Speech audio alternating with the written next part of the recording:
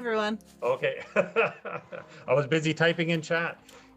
Welcome, everyone, to TPK Roleplay. I am your GM, Fazul, and it is my pleasure to bring you the first episode of an 8-part campaign called The Atrium of Aquarius, which is set in the world of Altered Carbon, which is based on the novel by Richard K. Morgan. For those of you not familiar with this setting, it's essentially cyberpunk, kind of dystopian noir.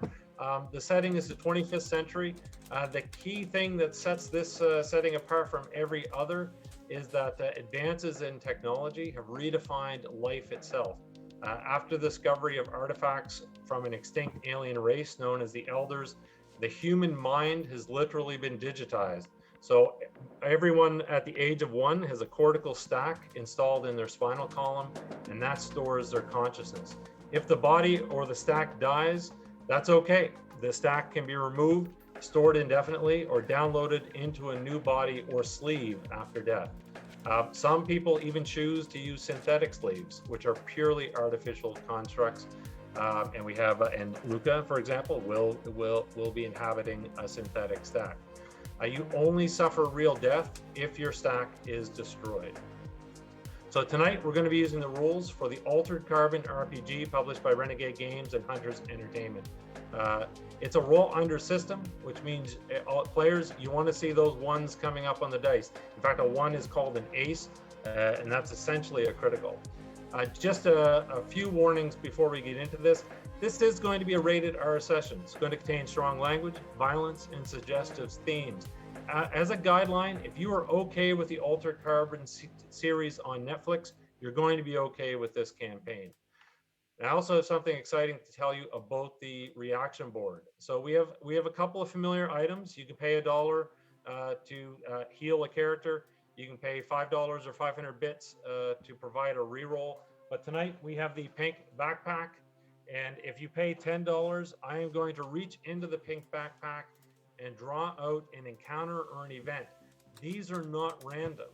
Each one of these events will actually further the main plot or further an individual character's storyline. So they're very meaningful. And in fact, if some of them don't get picked, I'm actually going to have to buy them myself because some of them are just they're just going to make the game that much better. So finally, for those of you who support TPK on Patreon, you're going to get complete access to the adventure notes, and they're fairly detailed, plus all of the images that I'm using tonight in case you want to run this game for yourself. So if you support us on Patreon, you're going to get access to all the information. So that's it for the upfront stuff. Now let's go over to the players and let's jump into this. I guess we'll start in overlay order, I guess, with you, Bright.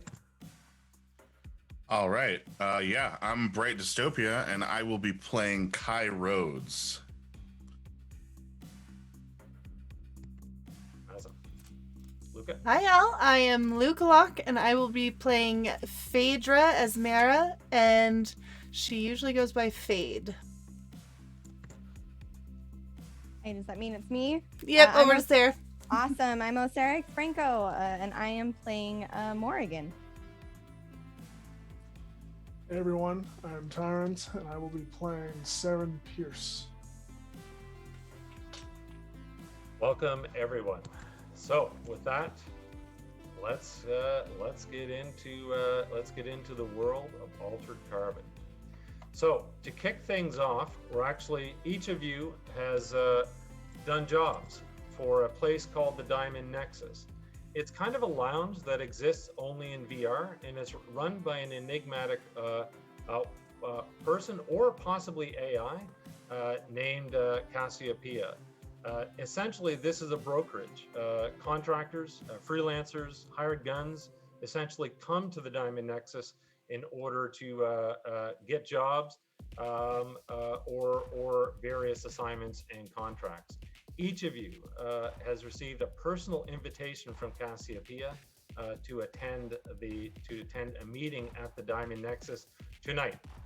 So it is in VR. So each of you are going to be in your own homes. Just to give you guys an example, this is a very minor item out of the pink backpack, but I decided to grab one just so you can see what this is all about. So Saren Pierce, we're going to start with you. You're in your father's safe house. It's cluttered with gear. Looking at the message from Cassiopeia, you know that she has always come through in the past with payment. She's trustworthy, and while her jobs are not necessarily legal,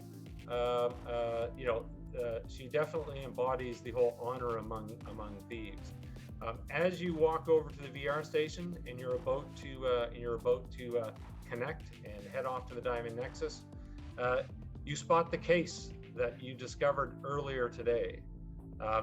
It is a canister that is a nano emitter. You found it tucked away behind some additional some other gear and crates, and this unit strongly suggests that it's tied to an AI, possibly hidden somewhere on a deck here in your father's safe house.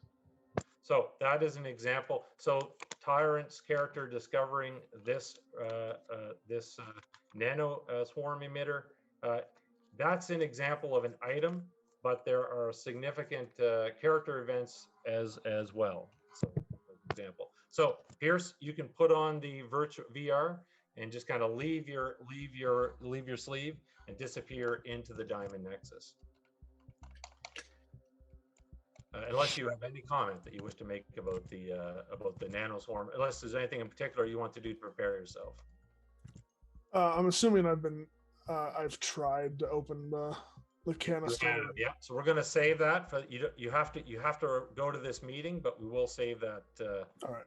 You can try a little bit later, but you're definitely enticed by this possibility that your father had an AI and that it's somewhere in the safe house. Right. All right. So Morrigan, you too step towards the VR. Music is playing all around you.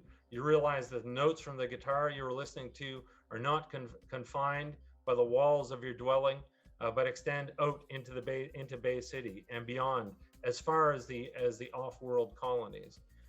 You feel that that music is playing in every corner of the Protectorate, and as you place the headset on and disappear into the VR world of the Diamond Nexus, the music goes with you as you appear, as you fade out.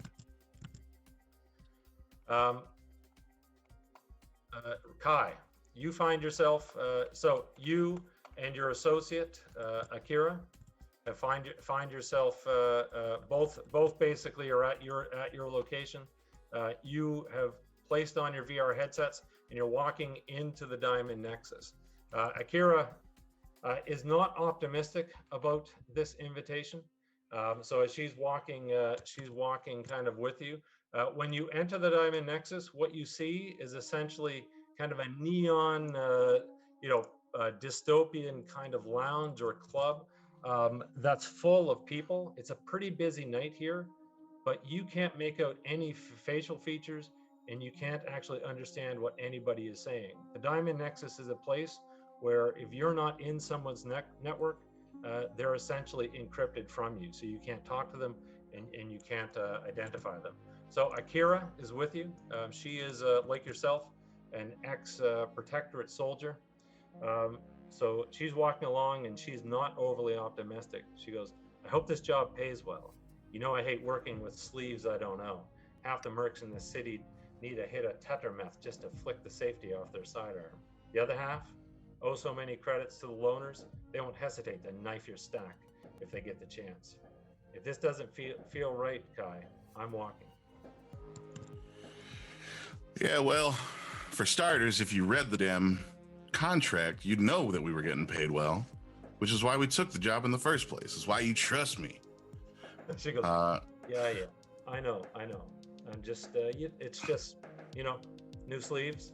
I guess we'll see. Yeah, maybe for you. I guess Cassiopeia has never steered us wrong in the past. So you can navigate your way through the Diamond Nexus. You'll note that the only figures that are visible are kind of these AI servants that essentially bring drinks back and forth, which you can see there on the images. But you can make your way towards the VIP chamber at the back.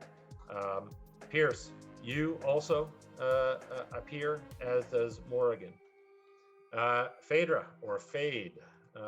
You have your new safe house, separate from your old crew. You can place on your VR. You're anxious and excited about the opportunity that Cassiopeia has presented. So as you enter the Diamond Nexus, you start to weave your way through all of these people that you don't know. Suddenly, a familiar face appears out of the crowd, and you can see that it's your father, Wyatt, your adopted father, Wyatt Stone, head of your old crew. He comes out, he's like, "Hey, there's my Fade. How you doing?" Wyatt, I'm doing very good. He goes, Very good. "Don't mean to surprise you like this. I know you got a job with Cassiopeia." He goes, "But we needed to talk." What about? I have my own jobs now.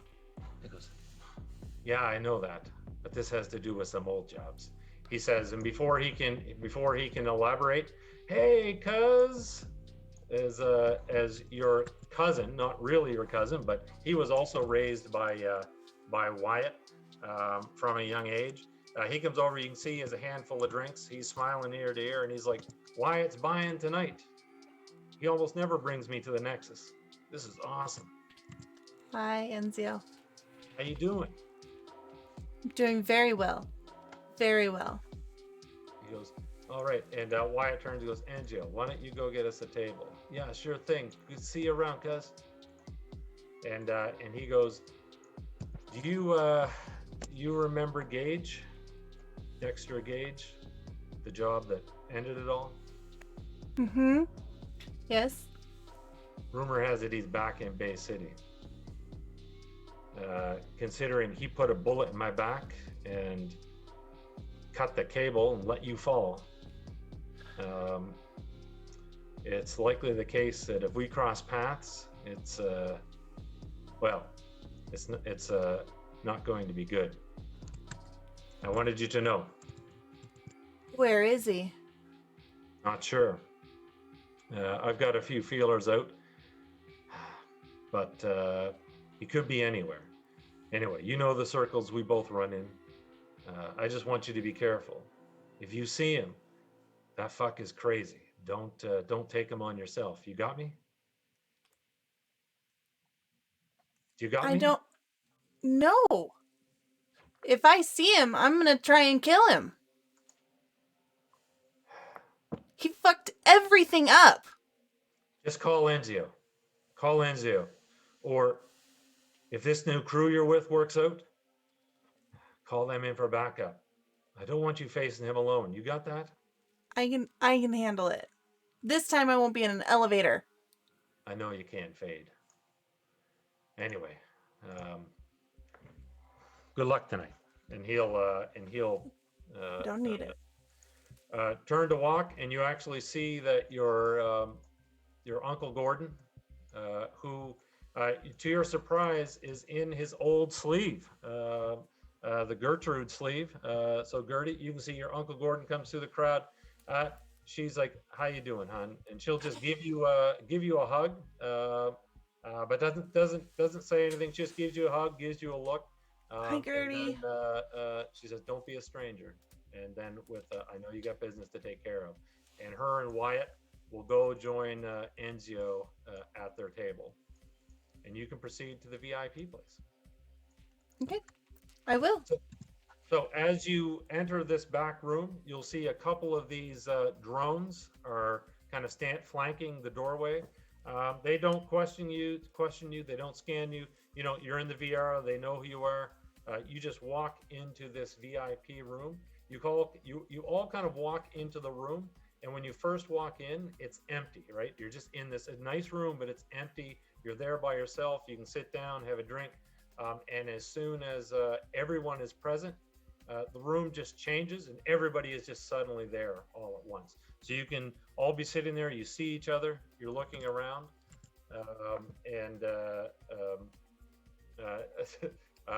Akira will elbow you, Kai, because she doesn't like to do introductions. That's her job. And I'm here with. We're in Cleopatra's office, correct? Or her room or booth? Cassiopeia's VIP room. Yeah. Cassiopeia. Sorry. Do I see the rest of them here? Yep. So everyone is sitting there, so you can all, for the first time, get a good look at each other. Right. Charlie's. Akira fairly bluntly, she's like, "Why you wear a synth? We're in VR, you know.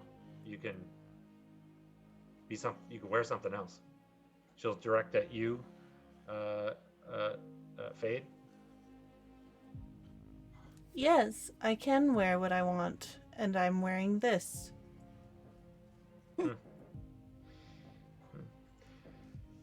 She turns towards you, Kai, and she goes, "Well, that's the best I got." She'll just kind of lean back and sip her drink. Everyone else is kind of looking at each other. DM, can I attempt to read person and figure out who all I'm dealing with here? Yeah, that's actually a great. I have a 50 in empathy. Okay, so make a roll. And so basically so for everyone in chat, this is a roll under system. Each skill has a die which is associated with it, and you want to roll under a certain target number. In this case, your target number is going to be the first digit of your empathy stat. So 5 or under, but Yep. my read person is a D8. Yep, so you're going to roll a D8, and if you Oh, I rolled a 5. a 5, well, you just got it. Yeah, so as you scan around the room, you could probably get so. I'm going to ask the other players in one sentence, because that's all you're getting, because you only rolled just the 5. In one sentence, describe what someone's first impression of your character would be. You can describe what you look like, but also describe what their first impression of your character would be in one sentence, just taking a look at you. Go ahead, Kai. Right. Kai stands at a firm 6'1". Back is always straight, shoulders back. He walks with a lot of like confidence and aplomb. What you see on him is he's wearing a long black trench coat with a lot of like buckles on it. A t-shirt underneath, black, same. Dark colored Timberland boots and black jeans. He's got his hair slicked back. He's got kind of a scruff. And only when he walks in the room and starts looking at you two does he kind of like relax his shoulders and like lean on stuff. Could I peg him as ex-CTAC? He's not into that. Wait, what? As ex-CTAC? Like, Yes. Is it very much like, there's the cop? He's a gun. Okay. He's the gun here, and the woman sitting beside him. Also, you peg her the same. She doesn't appear to be overly comfortable in social situations, so she's kind of his backup. All right, Morrigan. What would be that first impression? Morgan is a little. She's tall, very lanky. She's gonna be sitting at the bar, hunched over tightly. And once everyone kind of warped in, she would have given them a look over. If I had to describe her demeanor in a single sentence, friendly, but you can tell she probably is going to keep to herself, kind of watching and waiting for an opportunity. And Pierce. Pierce does not look happy to be here. He is 5'8", fair complexion. He does his best to cover as much of his identity as possible, which isn't exactly the easiest thing to do in the Nexus. When you are unmasked, to say, I assume they kind of take away the shade and the shadow and hood and everything like that, so it's not super easy, but he's doing what he can to close himself off and keep guarded. He doesn't seem like he's an angry person, but he definitely has secrets, and as you cast your gaze about him, he just looks at you with piercing blue eyes and just... Intense. Okay, well, with that, having read you all, I am going to reply to Kira, and just say, what is SeaTac doing here? She's like, X, SeaTac. And I'm gonna look over I'll give you Kai. another read. I'm going to give you another read person roll. Okay.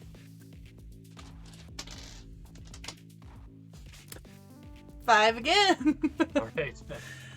Let's just move she you had an over here. emotion- We're gonna so get a new she- one. You triggered some. She had an emotional reaction when you said your SeaTac. Like there was a flash of anger that she quickly recovered from, but the fact that and she emphasized X. There's something there. So as you kind of sit in those awkward first moments when you're first meeting new people, Cassiopeia, kind of the wall will open and Cassiopeia will walk in. Will not walk. She strides into the room and gives each of you. So from your own perspective, she's looking at you. This is VR, so she can be looking at 5 different people at the same time. So she looks at you, gives a smile, and will join you. Kind of at this. The seating is kind of a circular seating where you're all basically facing each other, and she'll just take a seat as one, almost like she's one of the team. And she goes, "Thanks for coming." And again, when she's talking, again, she's looking directly into each of your eyes. She goes, "You've all done work for me, and I have to say, I'm really impressed. I pride myself on having a client list any freelancer would kill for. But it's not every day you get a contract from a Meth, and that's exactly what I have for you tonight. Got your attention?" She kind of looks around the room. When she says Meth, is there any reaction from anybody? I sits up straight in his chair, like Okay. the lackadaisical relaxation has kind of left him, and he's leaning GM. forward now.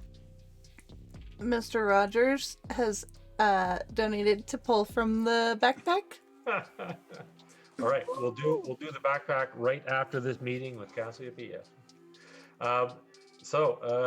Geez, now I'm excited. I forgot what I was doing now. Okay, all right. I'll step in really quick. Morgan, at the mention of Meth, would just kind of like do the like, okay, all right, we're talking real ticket jobs now. All right. Yeah, Meth usually means money. And she's like, "Listen, I know they have Meths have their own people to take care of off the books jobs, but there's always need for contractors. Sometimes their people just don't have the skills. Sometimes you just want plausible deniability. But if you're up for the job,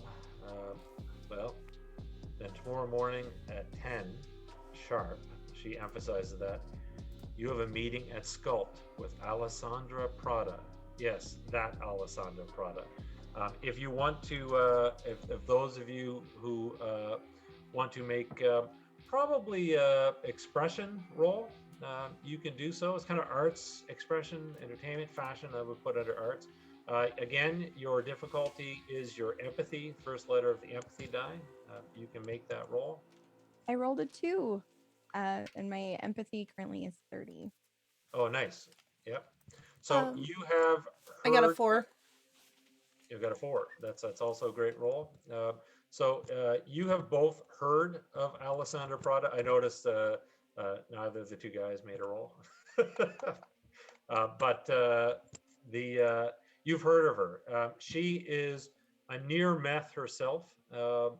She essentially is the founder and owner of Sculpt, and they create custom sleeves for the rich. So if you think about like a Christian Louboutin shoe, this would be the Christian Louboutin shoes of sleeves, essentially. All custom, very, very high end, very expensive. We're talking sleeves in the millions or sometimes in the tens of millions of credits.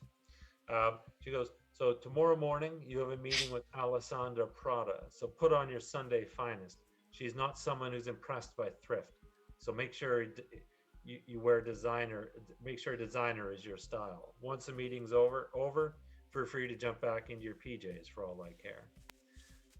She goes, so has that got your attention?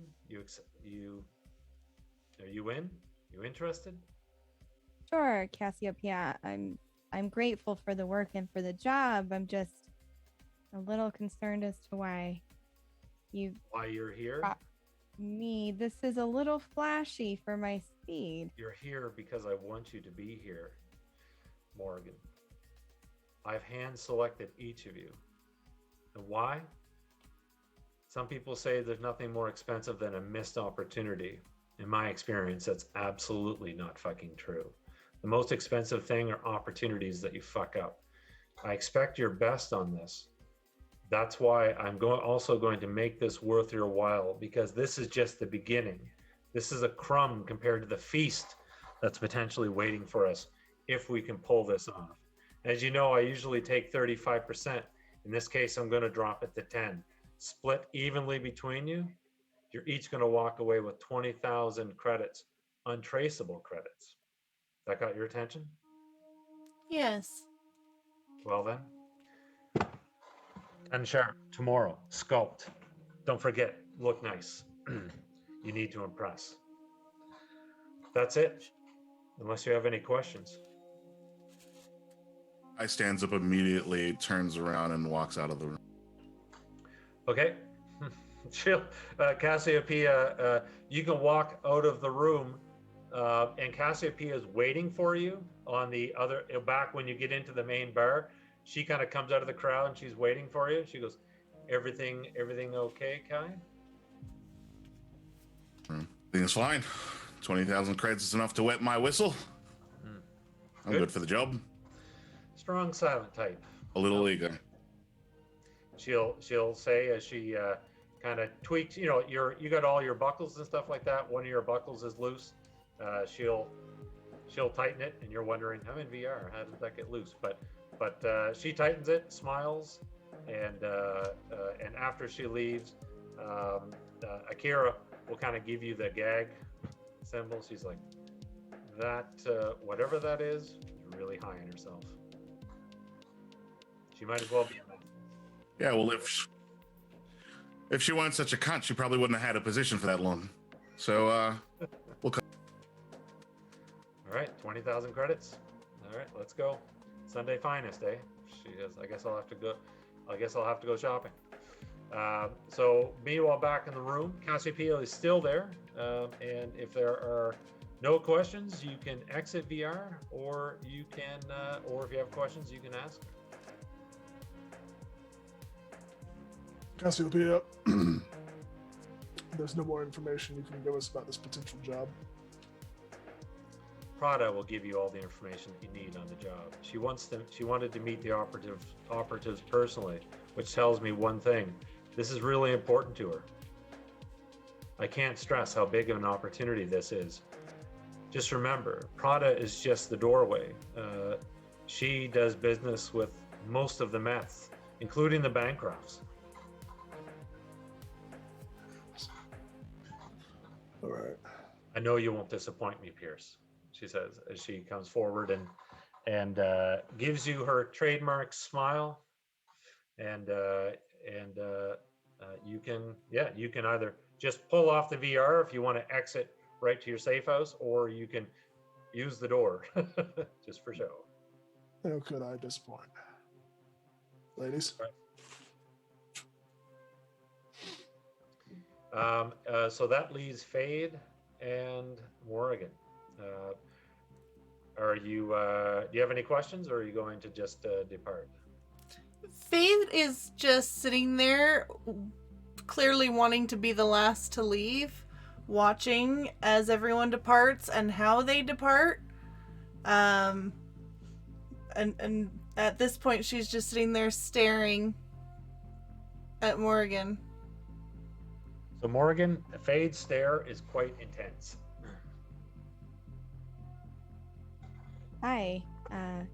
You could ask my name if that's what you're looking for, or, I mean, if you need a minute, you could just ask me to leave. What's your name? Morrigan, yours? Fade. Seems we're going to be working together, Fade. I haven't seen you before, No, you haven't. but you're not SeaTac. No, I'm not. Just a girl trying to get by. Okay, just a girl, Morrigan. She'll look at Cassiopeia and kind of raise an eyebrow. I don't mean to question the hand that feeds.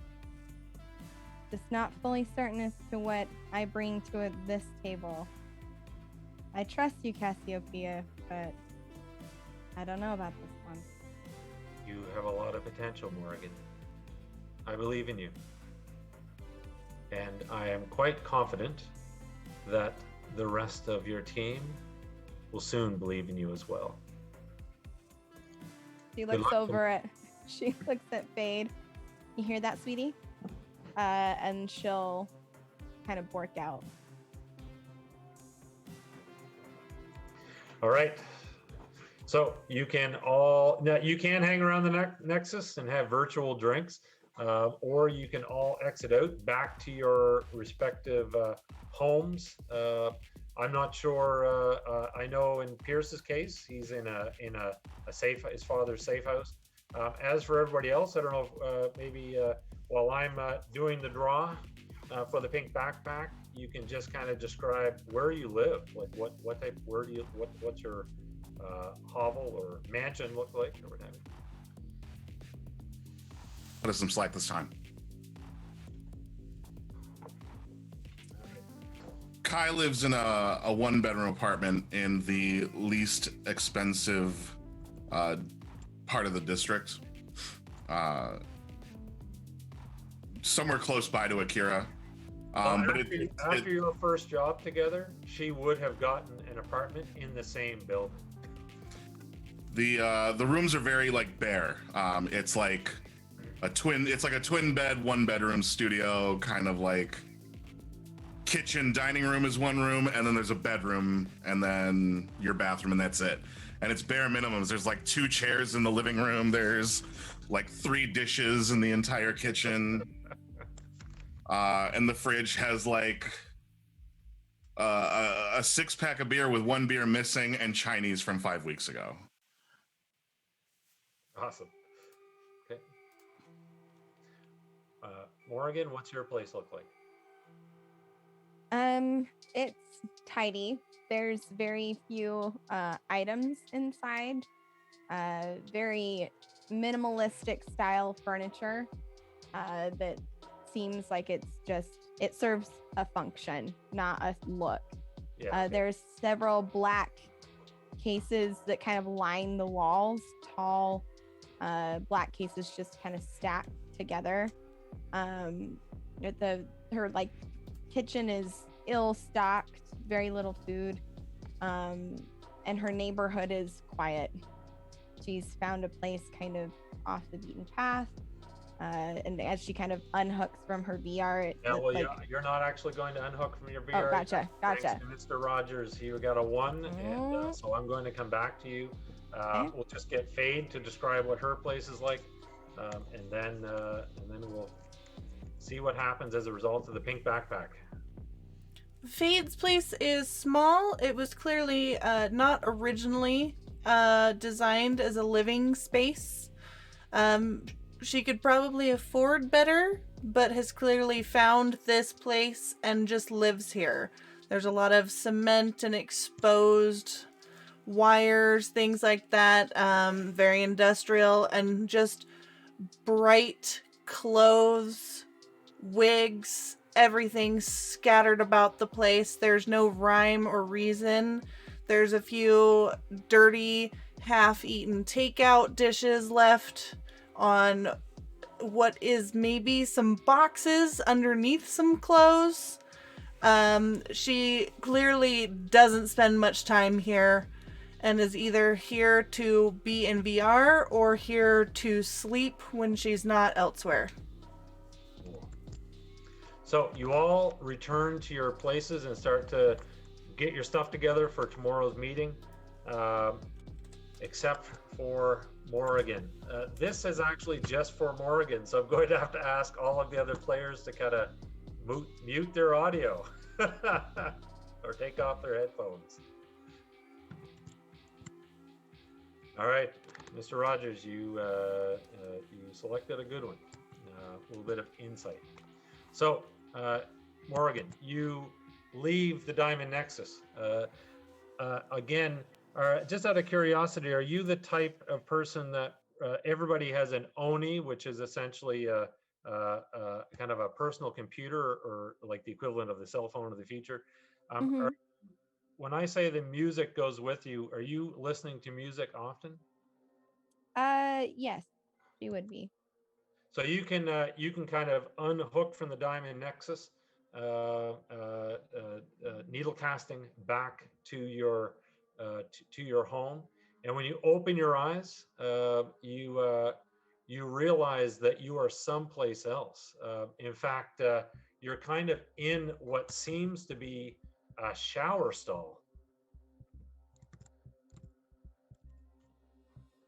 She would look at her hands to make sure that it's still her hands. It is, yeah.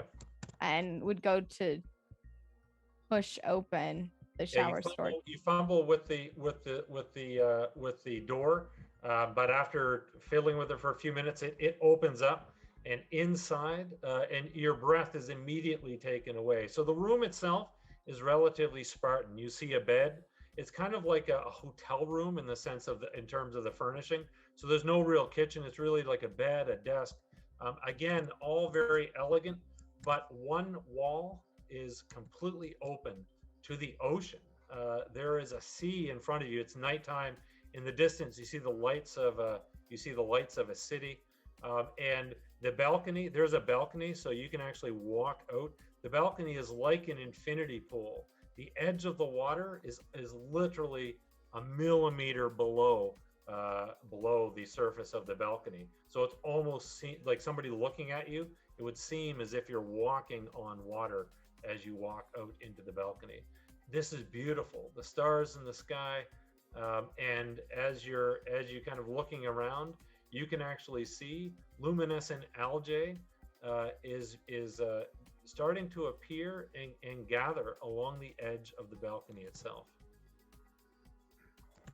She would just look around. You see a mirror. When you look in it, you see yourself. As I am. As you are. Yeah. Not quite. Yes, as you're your hair is different. She'll kind of reach up to where the difference is to try and like feel and like verify that it's actually her. Yeah, you feel real. I mean, this could be VR, maybe, but you don't. You can actually give me maybe if you want to basically kind of the equivalent of pinching yourself. Maybe give me I guess a composure or discipline roll under willpower. Yeah, I'm I'll going to go make this for. relatively easy. It's the difficulty number is going to be a 7. Okay, 6. Let me just grab my 2d8. Oh, my 1d8. Let's go. Yeah, so basically on only a 1. Yeah. So I got a 2. This But is real. This is absolutely real. And be it based on the 2 moons in the sky, that you are not on Earth. she would turn back to the house, kind of confused. You go to turn back when you notice that the LJ itself that's gathering along the infinity balcony, it's the colors are starting to the colors are starting to kind of flash on and off, and it's almost as if the LJ itself is beckoning you. Catching her eye, she'll look back towards the house and down and move over to put a hand in the pool or like touch it. Yeah. You can walk out onto the balcony, kneel down, put your hand in the water, and all of the LJ will flock towards it.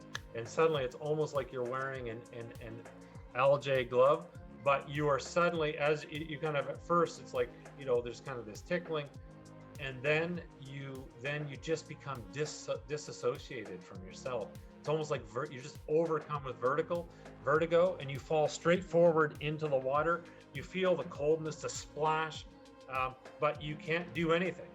You're sinking into the depths. Water filling your lungs. You start to thrash out desperately. The LJ starts to cover your entire body, and then you wake up in your actual apartment on Earth, gasping as if you are drowning. But now that you are no longer in water, you take a deep breath and relax. Thank you, Mr. Rogers. The significance of this will become very apparent at a later session. How are you feeling? She, like, the head still on, kind of gasping for air. She'll take it and just like huck it on the ground and go, Jesus Christ. Okay. Just totally irritated. And everyone else can put their headsets back on. I guess I'll message them in chat. It's a good thing I can read lips. Oh, good. That's awesome. You got the whole thing. I don't have to explain. Yeah. All right. So, unless anyone wants to do anything else before the following day, you will arrive at Sculpt. Does anyone want to take any special preparations? Also, if you can also, are you actually dressing up, or are you just going as you are? What would high fashion be in this day and age? Would a tuxedo still count as fine? Yeah, for sure. Like it'd be a weird, it'd be kind of like cut a little bit differently, but there would be a tuxedo. Yep. Right. So I guess, is there a way for me to synthesize clothes? Yeah, you know what? You can probably go onto the net, buy something, and then it would be delivered in like 10 minutes. Okay, so however much that costs for like a nice suit, and then you got a nice suit. And then I would like to try to work on that nanite canister. So you realize that the nanite canister itself, you can actually activate it. There's just no program to direct it. So basically, you have a container filled with a bunch of nanites, but the software is not there. Now, you could try and build software if you want, or what you need to do is somehow find the AI, or the program that controls it. And you know that there's a deck here in the safe house. A deck is essentially a computer system that you have been unable to crack for the past 6 months. We'll spend a little bit of time trying to crack it then. All right, let's see what happens here. So give me, this would be a digital networking under Acuity. The difficulty, I need a 1. need a 1. I do have a 53 in acuity. Yep, the difficulty changes of this anything? encryption. So mind you, I said a 1. If you have any skill traits or something that can bump that up to a 2 or a 3, then that would apply. But otherwise, this is a 1. I'll give you one roll before the meeting. Do you consider this repairing something? Then probably not. Okay, so it's a D8. Need a. That's a 4. No. Well, anytime you're back at your safe house, you can make a roll. But unless chat wants to give you a re-roll. So you realize you're trying it, but you're going to be late if you don't leave now. Kai, Akira shows up. She is not wearing. She's not wearing her finest. She's wearing what she was. She's basically wearing her usual attire. She goes, "I thought about it and said no." I mean, she's not hiring fashion models to go down the runway. She's hiring guns. Kai will answer the door wearing his rigid fiber underneath what is essentially a nicer jacket. Oh, okay. But it will still be wearing like his jeans and combat boots. Smart, she'll say. And you two can head out. You can get basically a taxi or a transit system can take you there. Morrigan and Fade, are you dressing up? Yes. Though I don't know if it would be up to any near meth or meth standards, but I am finding my brightest, most garish clothing, applying it in layers, putting on a few leather harnesses, my leather boots that go up to my knees, and just heading out the door. Okay. What about you, Morgan? Morgan would put on a nice white button-up, just kind of that classic look with some black, lightly pinstriped dress slacks and sensible flats. You wake up in the morning.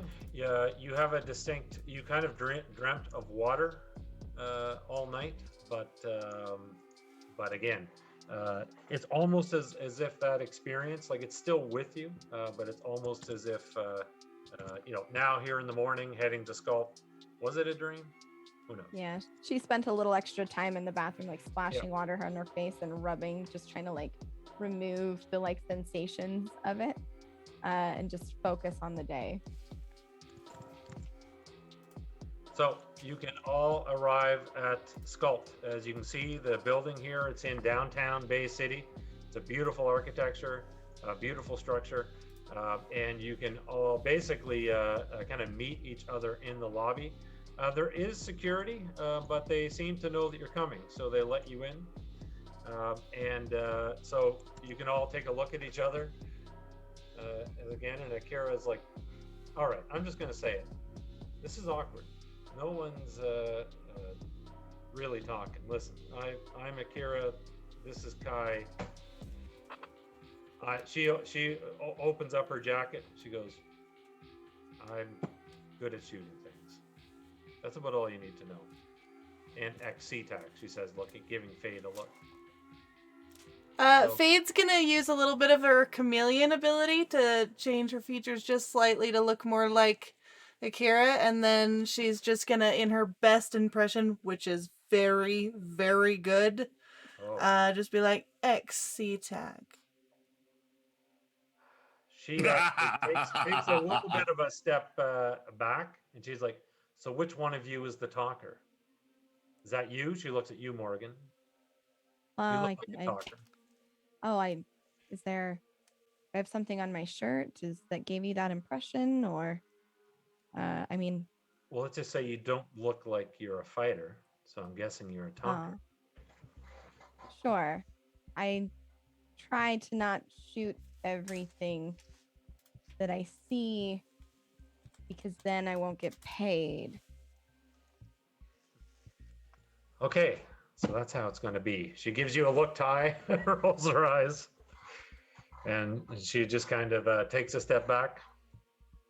I like this one. That's a neat trick. Can you teach me to do that? Can you teach me to do that? And she's gonna change her face to kind of look like you a little bit.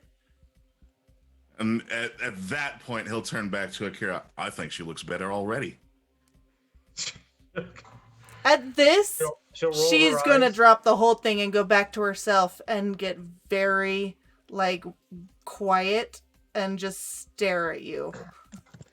And at that moment, a woman will show up, dressed very fashionably, her hair up, and she's like, and she's got a big smile on her face, and she's like, "Good morning, welcome to Sculpt. I am Calypso Callie, personal assistant of Alessandra Prada." And she will give a once-over of your group, but makes no comments. She's like, "If you would come with me, please." She'll say, and again, she's always smiling. It's that practice smile of a model or a celebrity. So she will escort you up an elevator to the uppermost floor. And when you walk out, you'll actually are kind of in an open air. It's all glass, so you can see the city around you. It's absolutely beautiful. There's holographic projections all around the room of the latest sleeves, and you will note that there is a gentleman there, kind of looking at them. It's this guy here.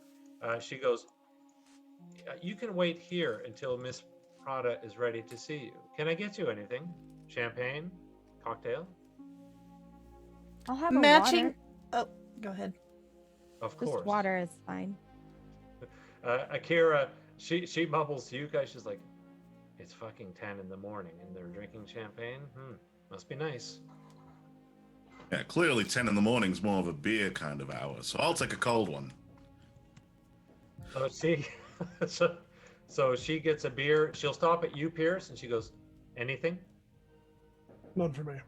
Thanks.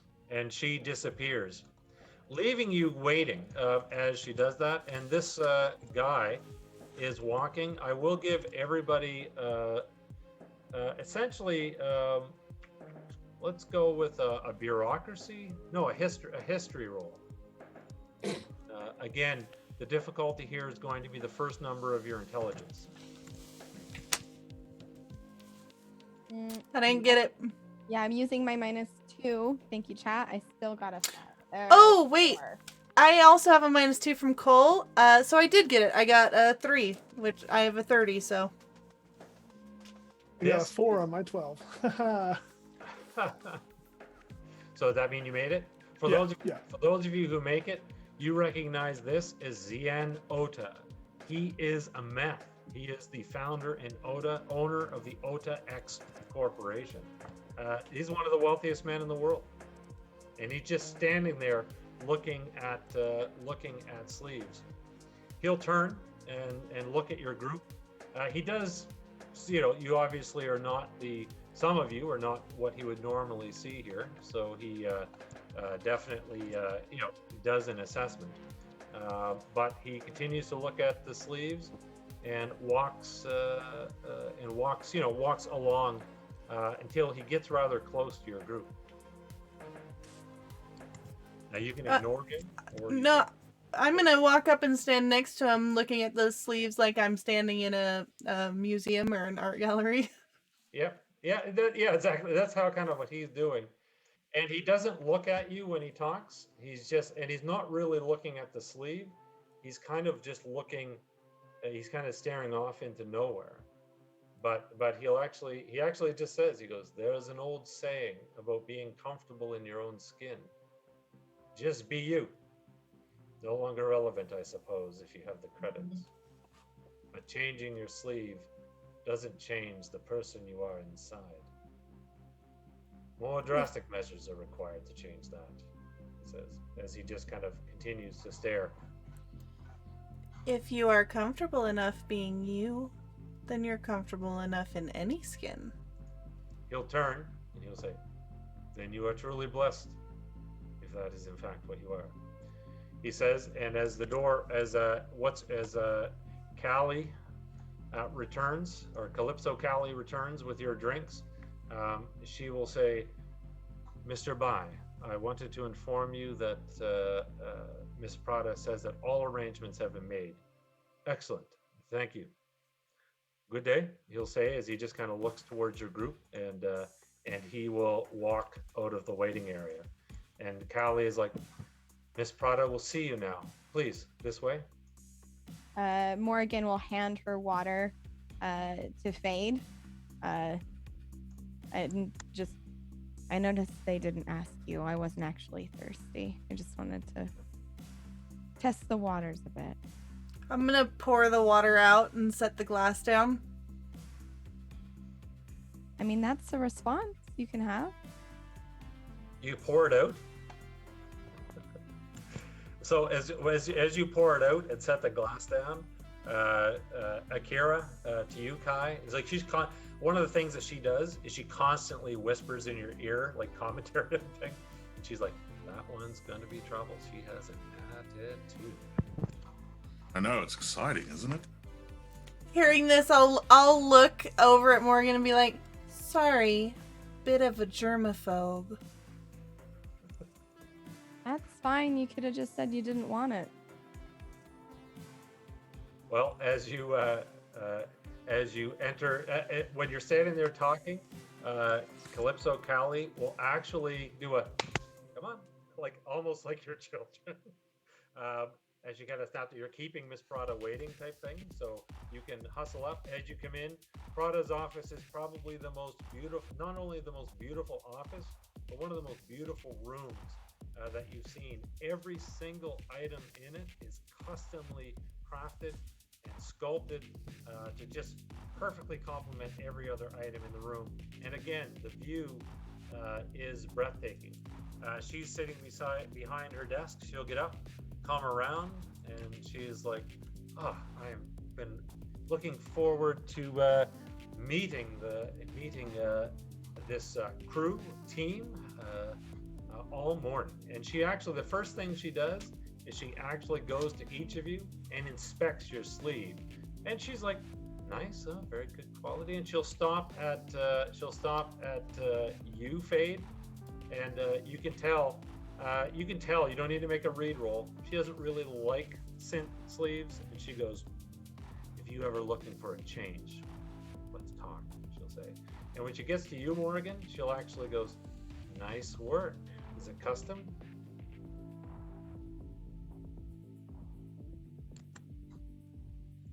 So do you, oh, sorry, Morgan. She just shrugs. She just shrugs. Just shrugs. I don't recognize the author, she'll say, and then she'll return, but nice work. As she turns and heads back behind her desk. So she'll sit down and she goes, "Well, thank you for accepting this job. And if I'm not using the proper terminology, this contract, just let me know. I mean, this is my first time hiring contractors of your skill sets, but I have a very important task that needs completing. One of my clients, Roman Volkov, perhaps you've heard of him, and again, you can make that history roll if you want." I would love to attempt it.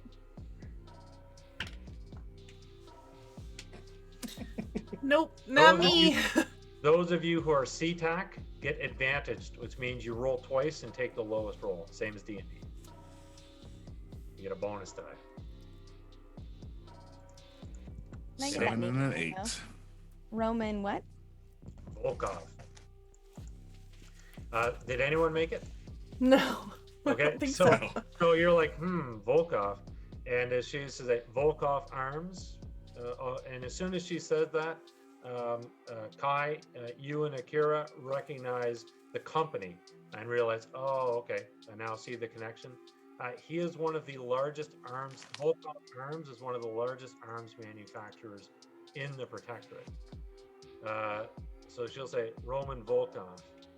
Unfortunately, he has lost a very expensive custom, how shall I say it, pleasure sleeve. You need to recover it.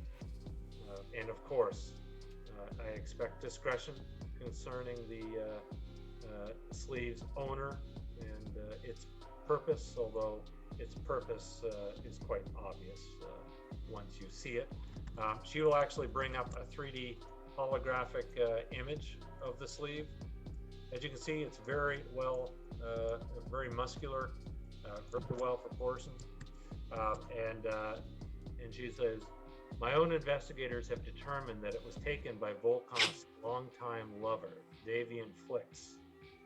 The two recently parted ways, and I have to tell you, the breakup was quite messy. I don't know why he took it. Probably revenge would be my guess. But it doesn't matter. I want it back. I offered to make Roman another one, but he refused. Sometimes people get sentimentally attached to these things, and it is one of a kind. So I need it recovered, and Flix has it. Now, that said, absolutely under no circumstances is Flix to be harmed. If anything happens to him, well, let's just say I'm going to be the least of your concerns.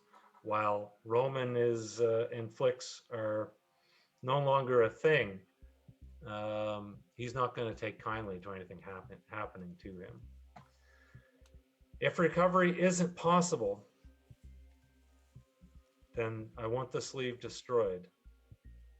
Just to make sure that that's the least desirable option, I'm willing to pay a 50% bonus if that can be avoided.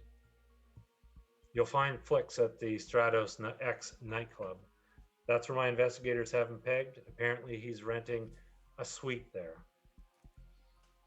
If for some reason you need to pay for the sleeve or pay for bribes, she'll send you her ONI info. Contact Calypso and she can arrange finances. I hope this sounds pretty straightforward. I assume you've done this type of work before? Yes, this should be no problem. All right. Is there anyone in the sleeve? I have no idea. I just hope Flix isn't wearing it. If Flix is wearing it, well, we're capture the sleeve with Flix in it. Take it back here, and we'll get him out of it. But like I said, I don't want anything to happen to the sleeve or anything to happen to Flix. Clear? Don't worry, I can get him out of it. Clear. Well, I just have a question. If this is a highly customized sleeve, are there any potential enhancements that we should know Yes, about? it's a pleasure sleeve. It has quite a few enhancements. Yes, I'm aware that we're essentially picking up a lost cum dumpster, but I'm talking about, like, arms for an arms manufacturer. Purely for pleasure purposes. So I'm assuming that any of its augmentations won't be a factor. Understood. All right. Well, this was fun. I really like this. Oh, out of curiosity, any of you happen to be packing? A bit of a personal question. Fade will bring forth her nano blade and just kind of nice. hold it up. Oh, can I hold it? No. Oh, she'll be taken aback by that. And she's like, oh, of course. You'll have to pardon her. She's a bit of a germaphobe. It's true. Well, I didn't mean to offend you. I have the utmost confidence in you. Please try to recover the sleeve as quick as possible and get it back here so that I can return it to Roman. I'm sure it's not lost on you having the head of Volkov arms would be a significant, would give you a significant advantage. And while he's known as a ruthless person, he also rewards those who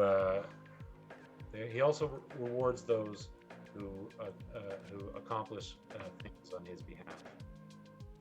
All right, I have another meeting. This was great. Calypso, Callisto will show you the way out. Please take your glass, and you can depart. Depart the office. Find yourself being escorted back down to the main lounge, where next move is really up to you.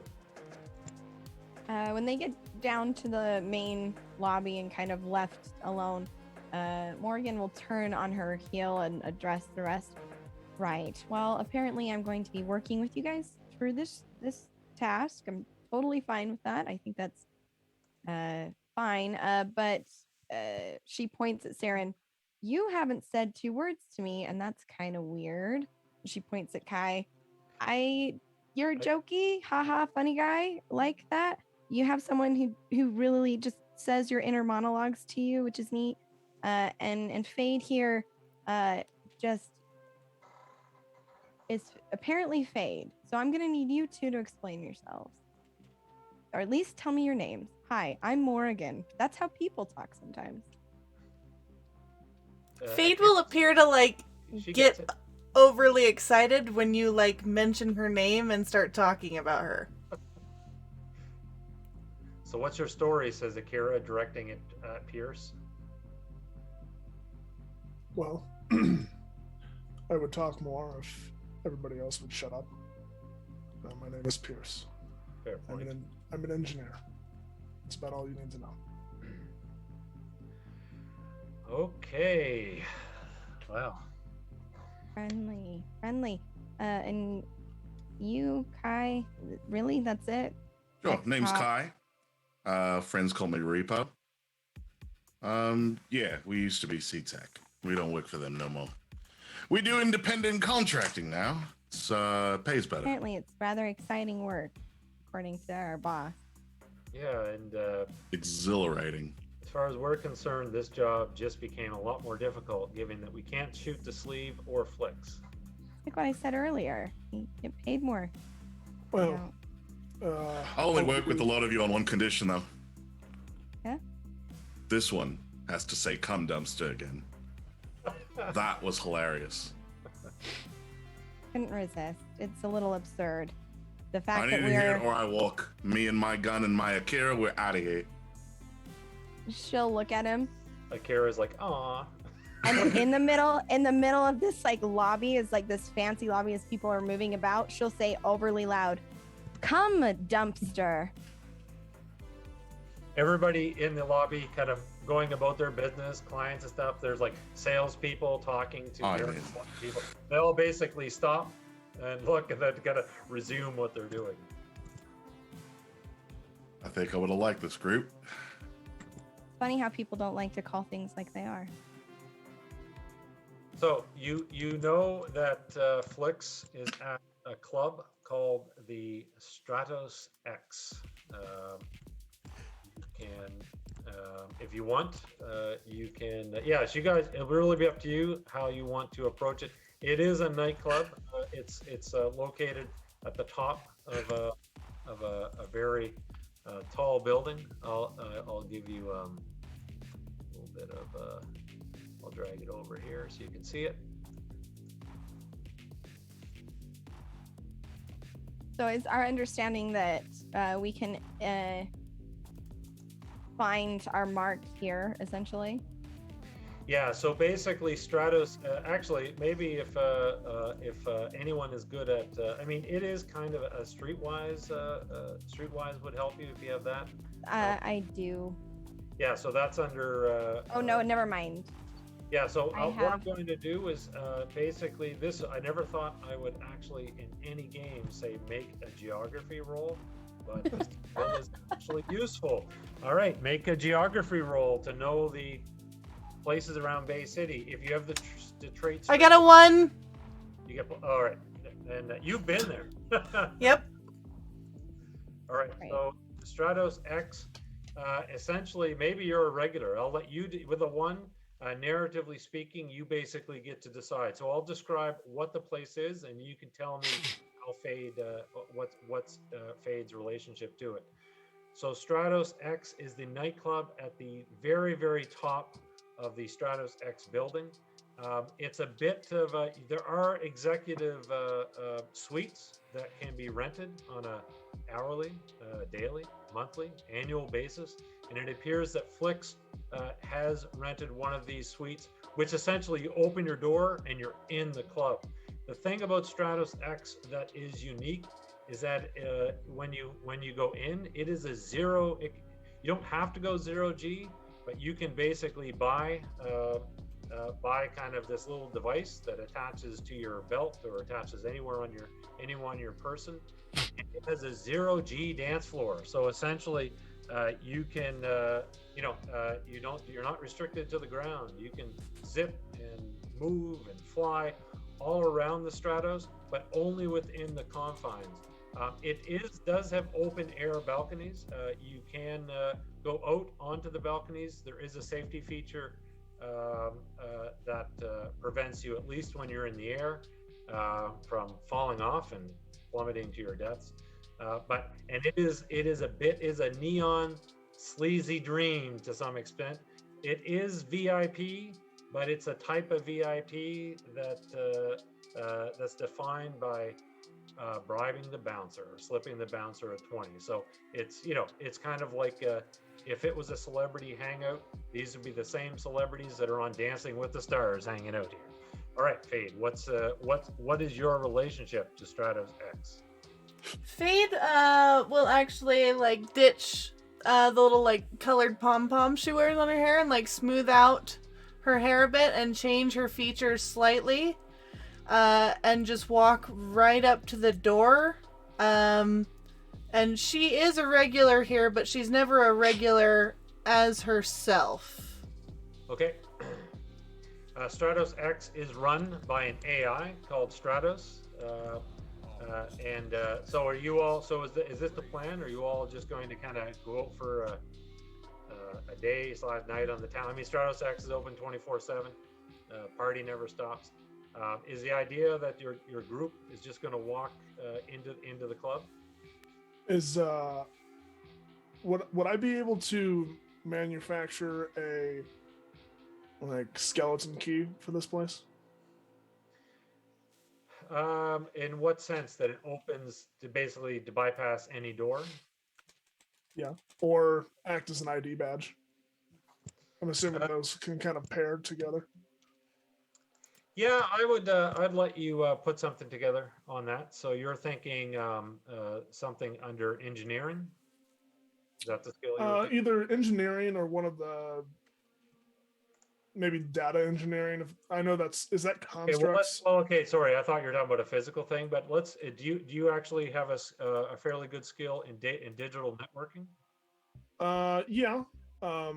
Yeah, then you don't need to manufacture anything.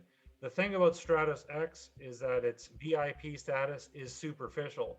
Even though it's run by an AI, its security is not great. I mean, why? It's basically the security equivalent that you'd find at a hotel, right? Right. So you're fairly confident with the stuff that you have on you that you could, on the spot, bypass the doors. Fantastic. In the place. You might. This is a might be able to get. I'll make you do a roll for this if you want to. But in the back of your mind, you know that the whole 0G kind of anti-grav thing is controlled by a deck and a program. So it's possible that you could take control of it as well. Okay. So just when the time comes, or do you want me to make that roll now? Nope. So is everybody walking into Stratos X? I assume the bouncer lets me in, no problem. Yeah, you don't even. They kind of see you and just kind of nod. Are you all going in together? Morgan will kind of like linger back for a second and watch as Fade does the hand gesture to let. No, I'm gonna reach back and grab your hand, Morgan, Okay. and pull you forward with me and look at the bouncer. She's with me, and then walk in without another word about the others. Okay. As a regular, you know that you can. I guess the question is, do you grab one of the 0G devices? I'll grab one. Yeah. Stay grounded. Okay, you can grab one. Grab one for Morgan, and you Mhm. just attach this anywhere on your person, and you can take advantage of 0G within Stratos X. Kai and Pierce, Yeah, do they check weapons? you see that they do. I'm going to find a different entrance. Well, you can just try and again using your Oni. A lot of this stuff can happen. It doesn't. You don't have to physically be at a keyboard. It can just be happening kind of in your mind through your Oni. You want to try. So basically, there is a basic security scanner. Again, the same as like a wand at a nightclub. If you get wanded, you Okay. can bypass it if you want to make a roll. That would Yeah, again, let's do that. that would again be digital networking. Again, I'll say in this case, I'm only going to make the difficulty a 6. I'll make it a 6. Again, if you have anything that can add a bonus, feel free. Not just yet. You didn't get it? That is a 5. 5, yeah. So you basically fidget with your Oni and walk right past the scanner. Do you grab one of those flying devices? Yeah, Okay. and I'll stand just a little in the doorway as well, and make sure that Kai and Akira also get in without being, hassled. Akira goes, all right, she goes to you guys. She goes, listen, I'm just going to mingle on the periphery, make it seem like I'm not a part of the group. And if shit goes down, I'll be there. I'll come in from the flanks. Building, suit yourself. I'll follow Fade, like trying not to miss a beat to walk in behind them. He's gonna pull out a data card and transfer from the hidden account 1,000 untraceable credits into the data card, and hold on to it as he tries to stride in past the door. Yeah, absolutely. So there is so as long as you're all kind of with Fade, the bouncers, regular, and you can just walk past. Thanks to you see the scanner, but for some reason it doesn't go off as you approach. You walk right through, and you find yourselves inside the nightclub, where essentially, again, you can look. You have to not just look straight and around the room. You look up. People are chatting, moving, dancing, and the place has a bit too much. It has a bit too much neon and maybe a bit too many public displays of affection. So there's but it is a party. It is a party place. You do know what Flix looks like. She would have basically given you the visual IDs of any of his sleeves. So how are you going to go about this? Are you just going to kind of walk around the place and mingle? I feel like Morgan would kind of stop and look at everybody. So I imagine that you guys didn't go through the team building exercises to understand that we need to say what we're doing. I get that we're here. What's the plan once we find him? What's our plan getting out? Normally I'd work kind of a little bit more low key. So I just want to make sure that, we don't home grow any bombs or start any raves or, I didn't bring any explosives with me, so you got nothing to worry about there. All I brought was my PX4. Great. Well, we find him, and then we make friends with him. Okay. Yeah, no, that was actually the same kind of thing I was thinking. That's great, Saren. That is option 1. Option 2 is I can Oh, take him you out. won't be able to make friends with him. You might want to take off. Maybe. But you look like SeaTac, and she's pointing to Kai. So, I don't know. Put something on, maybe. Button down, button up seems to be the message, boys. Akira laughs when he says this, and there's people in here are quite inebriated, so a couple of people walk past and they're draped in kind of these neon necklaces and kind of the neon what do you call it, the light things that you put around your neck. She grabs a couple and puts them over Kai's neck, and she looks at you, Fade, and she's like, better? Now we fit right in.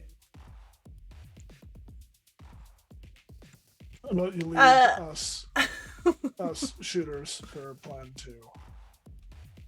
Remember, Well, if anything you'll happens to him, have- we don't get paid. You'll have more luck with Flix than we will, but you look scary, so we could probably become his friends. Right. Psyche's inside the body. The stack. What do we do about that? We just grab him and you're gonna lure him into your car? Bicycle? What do you... One of the things that you will note is that some people are being drawn, again, if they're kind of VIPs here at Stratos X, some of the hover cars or flying cars drop people off right on the balconies and then take off. There's kind of like a regular kind of stream of taxis. Just as an FYI. Well, I assume guess- whatever they're doing here, there will be an after party, so we just go with them to wherever. We could It's also probably- put 'em- we could You put 'em don't on go out much, do you?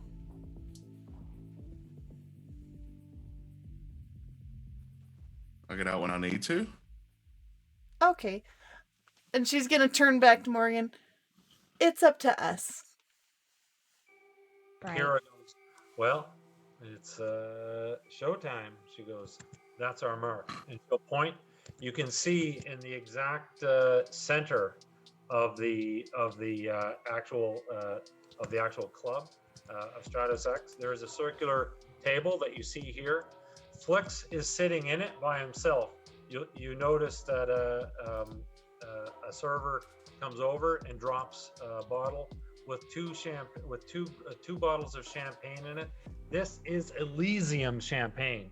It is valued at $1,000 a bottle. It's like the Cristal of altered carbon. You can see he's sitting there. He pours himself a drink. Even though he's by himself, he is having a great time watching and looking around. One of the things that you will note is that his booth, the VIP booth, it looks like nobody can fly over it. Some people get close because they're too drunk and they just kind of bounce around it. Standing around his booth are 5 identical sleeves. They are absolutely muscle. They're bodyguards. They're not here for a good time. They're watching the crowd, and they kind of have their back. The only person they're not watching is Flix himself. Music's going, and occasionally Flix will pour a drink and ask one of the identical quintuplets, the quints. He'll summon one over, hand them a glass of the Elysium, and they'll take it out and give it to someone who has caught Flix's attention on the dance floor. Morgan will look at Theron. No guns. No plan 2. He's not wearing the sleeve. Why do we have to talk to him at all? Because we don't know where the sleeve is. Kira's like, where the fuck is it? let me handle that. See if I can find it. Okay. You can. Fade, you want to go flirt? Well, not with him. We should probably flirt with each other. See if we can get noticed. All right. Let's hope he's up for a group activity. Kai, can you dance? Akira laughs.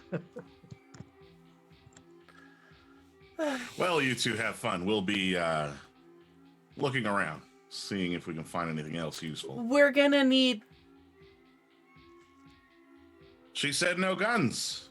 I've got a gun. Yes, but So I'm going upstairs. there's other things you have that I don't, that Davian might want is part of his group activities. You're a synthetic. Can't you grow one?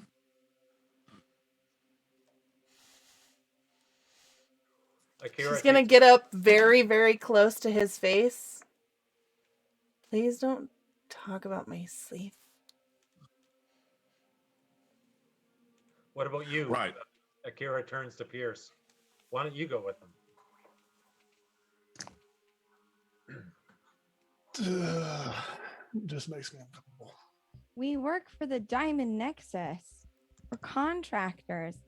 This is a lot of highbrow attitudes for lowbrow work. We're essentially stealing someone's revenge porn sleeve bag. All right. If you want me to join the party, I'll come along. Let's do this. Fade's gonna like get some more masculine looking features and like kind of strengthen her jaw and like make her hair a little like shorter, and then just take Morgan by the hand in a position on the like anti-grav floor where Davian can definitely see them. All right. If you want Davian to notice, you're going to have to make an expression roll under empathy. Yep. Now you're all working this together, which is good. So you're all going to. So only one of you essentially needs to succeed. And again, your difficulty is equal to your own, the first digit of your own empathy attribute. So I have a 50 in empathy, but since I'm working with a group, can I roll with advantage? Yeah, that's a fair point. Yep. Go ahead. Sweet. Yeah, roll with advantage. Okay. Thank God for that. A 3. Yeah, so that's 2 degrees of success. So you can be, the two of you can be dancing.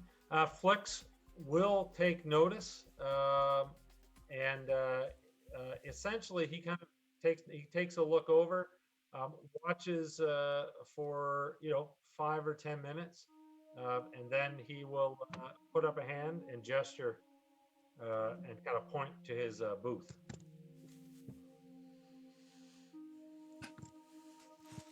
I'm just gonna grab Morgan by the hand again and head over there. Maintaining the masculine look that I have going.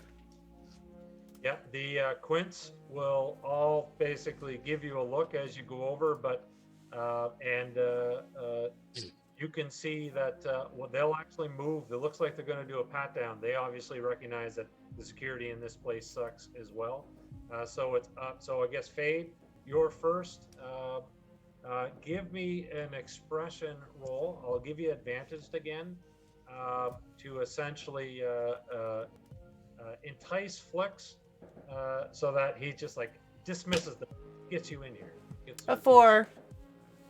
Oh, with advantage. Hold on, let me just roll it again. And 4. Okay, so that's 1 degree of success. That's good enough.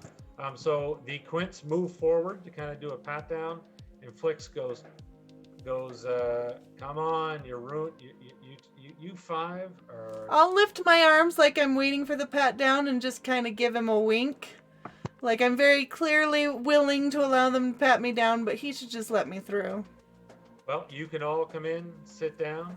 He'll pour a glass of Elysium for each of you, and he takes a long drink of it, sits back, and just stares, and doesn't say a thing. He's just staring and looking at each of you. In particular, Kai, his eyes will linger on you a bit longer, but he's just sitting there, smiling. Taking sips from his drink. Faith's just gonna kind of match that energy. Sitting very close to him, drinking, like maybe try and slowly move a hand over onto his leg, and just looking back at him. Okay. And he's like, well, I have to say, you made a better impression on the dance floor. He'll say, directing that at Kai. He goes, quiet type. He'll look towards Morgan and Fade. Just if he won't answer the question, maybe you will. I want to get a read on this individual. Like, is he looking at me because I'm with these two, or is he looking at me because I'm food? A tasty snack. You don't need to make a roll, but and Fade in particular, you'll recognize this. He kind of views this as you were lucky enough to be invited over to his booth. Now, and the reason why he kind of sat back, didn't kind of say anything and take a drink, because this is your opportunity, and to some extent you're wasting it. Like, he's getting bored, so it's like, so he's literally kind of expecting you all to cater to him. That's his, or do something. He just kind of sits back, and there's all like a mental countdown in his head, like in 3, 2, 1, you're at it. My hand is sliding up his That- thigh and convincing him that I'm not boring. Okay, don't need to make a roll. In response to him telling me, by the way, I want to respond back to him saying, I'm only quiet to give a bit of mystery to the situation. I'm loud when I need to be, or given reason. Well, maybe I can give you a reason. He'll say, and he'll pour some drinks. What's your story? He looks at Morgan. Oh, I'm just a lot better in the dark. One of the you sell better in the dark. So he'll just kind of smile, toy with his glass when one of the quints will come over and whisper something in his ear, and then take a step back. And Pierce, are you just kind of watching at a distance? Yeah, keeping an eye out, one, but also I've been trying to get a read on the quints. What are they?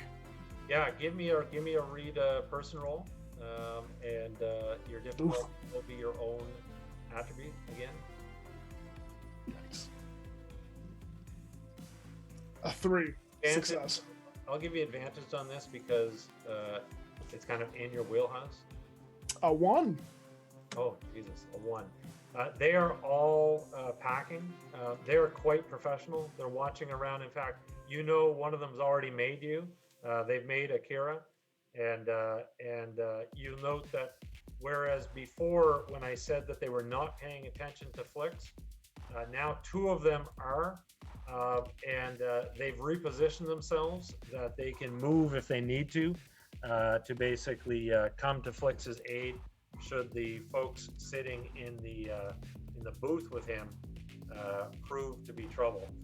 One of them will step forward, so you realize you've been made. One of them steps forward and whispers something to Flix. He pours himself another glass of Elysium, takes a drink, and then he looks at you, Fade, and he'll give you a kiss. I'll like kiss him back. a sloppy, kind of messy kiss, and when he does it, he grips the back of your neck, and when he pulls back just far enough, but he doesn't let go of your neck. He says, "How much is Roman fucking paying?" And you'll note, Kai, one of the quints will rest.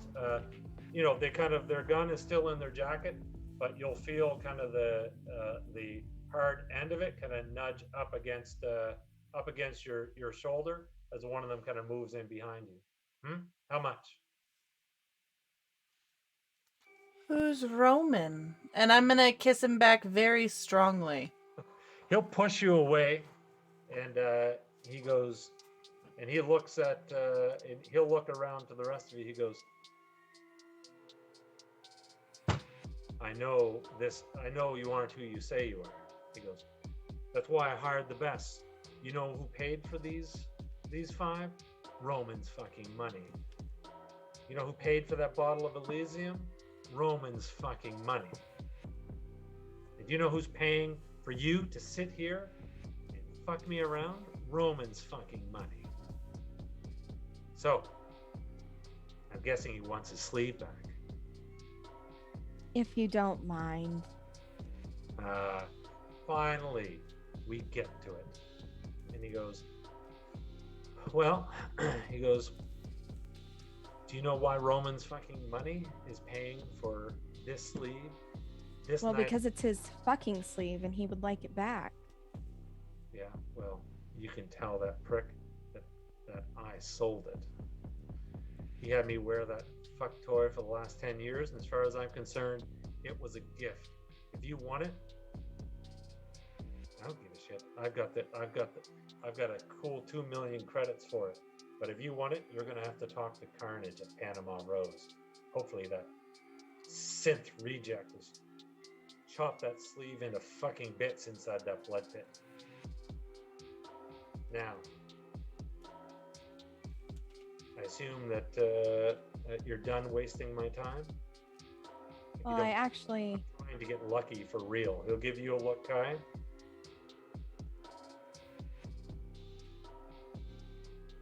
Well, Fade's gonna drop her illusion, by the way. okay. I don't know about that. I thought we could still fuck. He's like, he'll raise an eyebrow, and and he's like, he'll just start laughing. He just starts laughing, almost like you know, like you're not even. It just doesn't make any sense. He just starts laughing, just like. And then he kind of brings himself under control, almost like he lost it for a little bit, and then he brought it back, and he's like, well.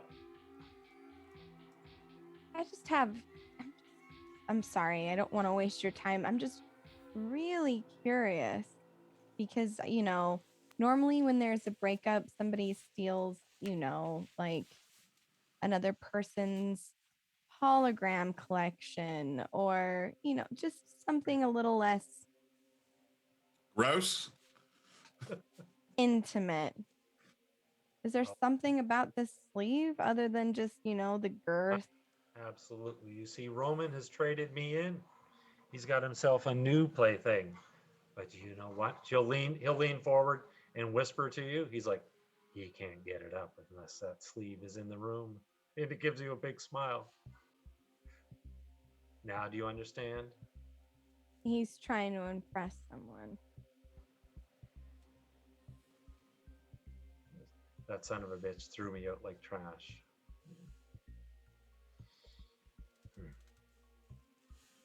Seems like you're gonna do just fine without him, sweet thing. And she kind of taps the table and gets ready to stand up. Where'd you say you sent this Panama thing? Rose, he'll say. Panama Rose. You can make two geography rolls in one night. You can make a geography roll. Streetwise absolutely would help in this case. You said his name was Carnage? Carnage. I rolled a 1. I can't believe. I cannot believe I just rolled a 1 on fucking geography. I have failed like every roll but one, but I fucking know where this Panama Rose is. You have heard of it. You could decide whether you've been there. You probably haven't, but it is a fight pit. So they stage fights between specially bred combat sleeves for the amusement of the masses. It is the UFC of the future. Is basically the host and owner. Understanding that it's a fight pit, like, and kind of like putting two and together. Because I think for a second, Morgan would not have ever been here. She probably thought it was a strange pawn shop of sorts. But kind of putting it together that it's a fight pit, she'll look back at him and just go, kind of sick, you know? You say that to him, kind of sick? And he goes, Yeah. Yeah, it is. He'll say with a smile. All right. I guess And he that's... just kind of stares at you intently, and you can actually see, as he's sitting there, the glass of champagne that he's holding suddenly shatters in his grip as he was gripping. You know, his clutching grip it. Yeah, it was ever increasing. He just kind of squeezes it, and it shatters in his hand. You can see some blood will appear as the Elysium spills across the tabletop. Morgan will just like look at him and look at the glass. And he shifts his gauge to Kai. You want to take a read on him? Is that what you said? Sorry. She just looks at, no, she's just gonna kind of stand up and look at him and he goes, and feel sorry for him. She's not gonna say anything, but just like, shit. You know what? I promised myself I would never pass up an opportunity to hurt Roman with what matters most to him, money. And he looks at you, Kai, in particular, because you know you're kind of teasing. And he's like, oh, I wish I was there to see the look on his face when he gets the bill for replacing your sleeves. Gentlemen, why don't you show our guests the fast way down? And you'll see the Quints look surprised. They look at him and he goes, I'm fucking paying you. And he slams his fist on the thing, and all Morgan takes off. all five Yeah. kind of look at each other and then look at the group of you. And Pierce, you realize that a couple of them turn immediately towards you. Yeah. However, I am going to give you a chance because I'd you, like to activate my speed neurochem. okay. I'm going to give you a chance because you knew that they made you.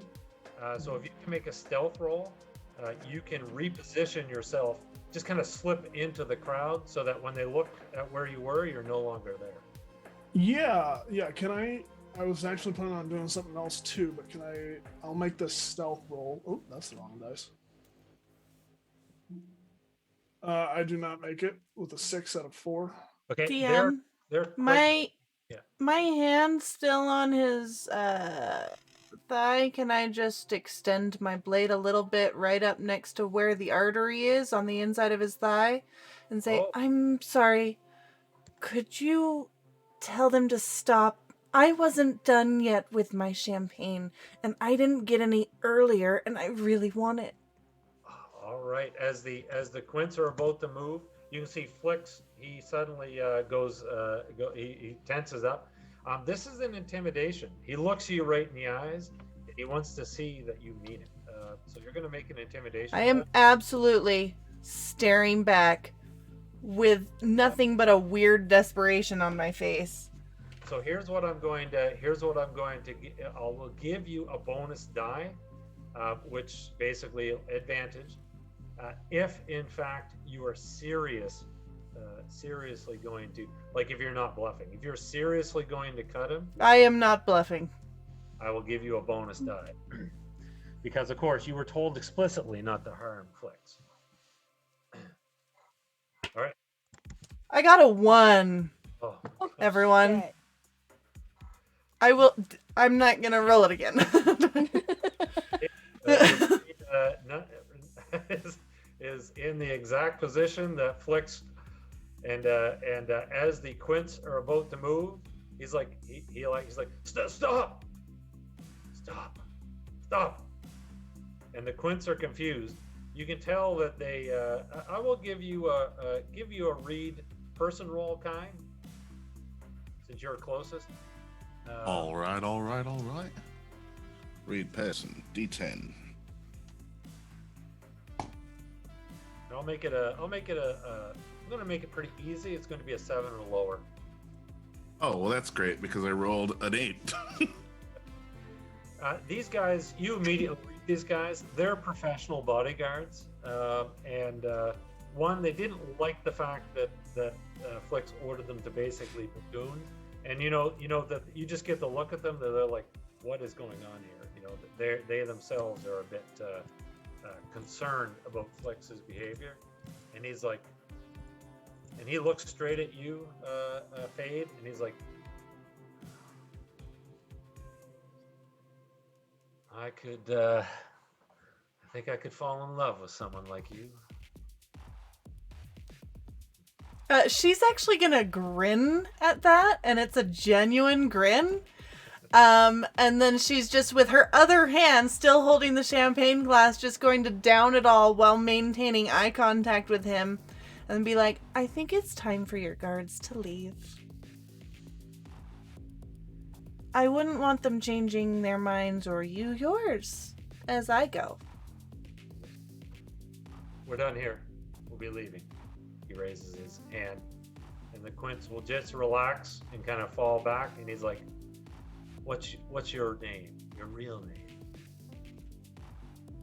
My real name is Fade.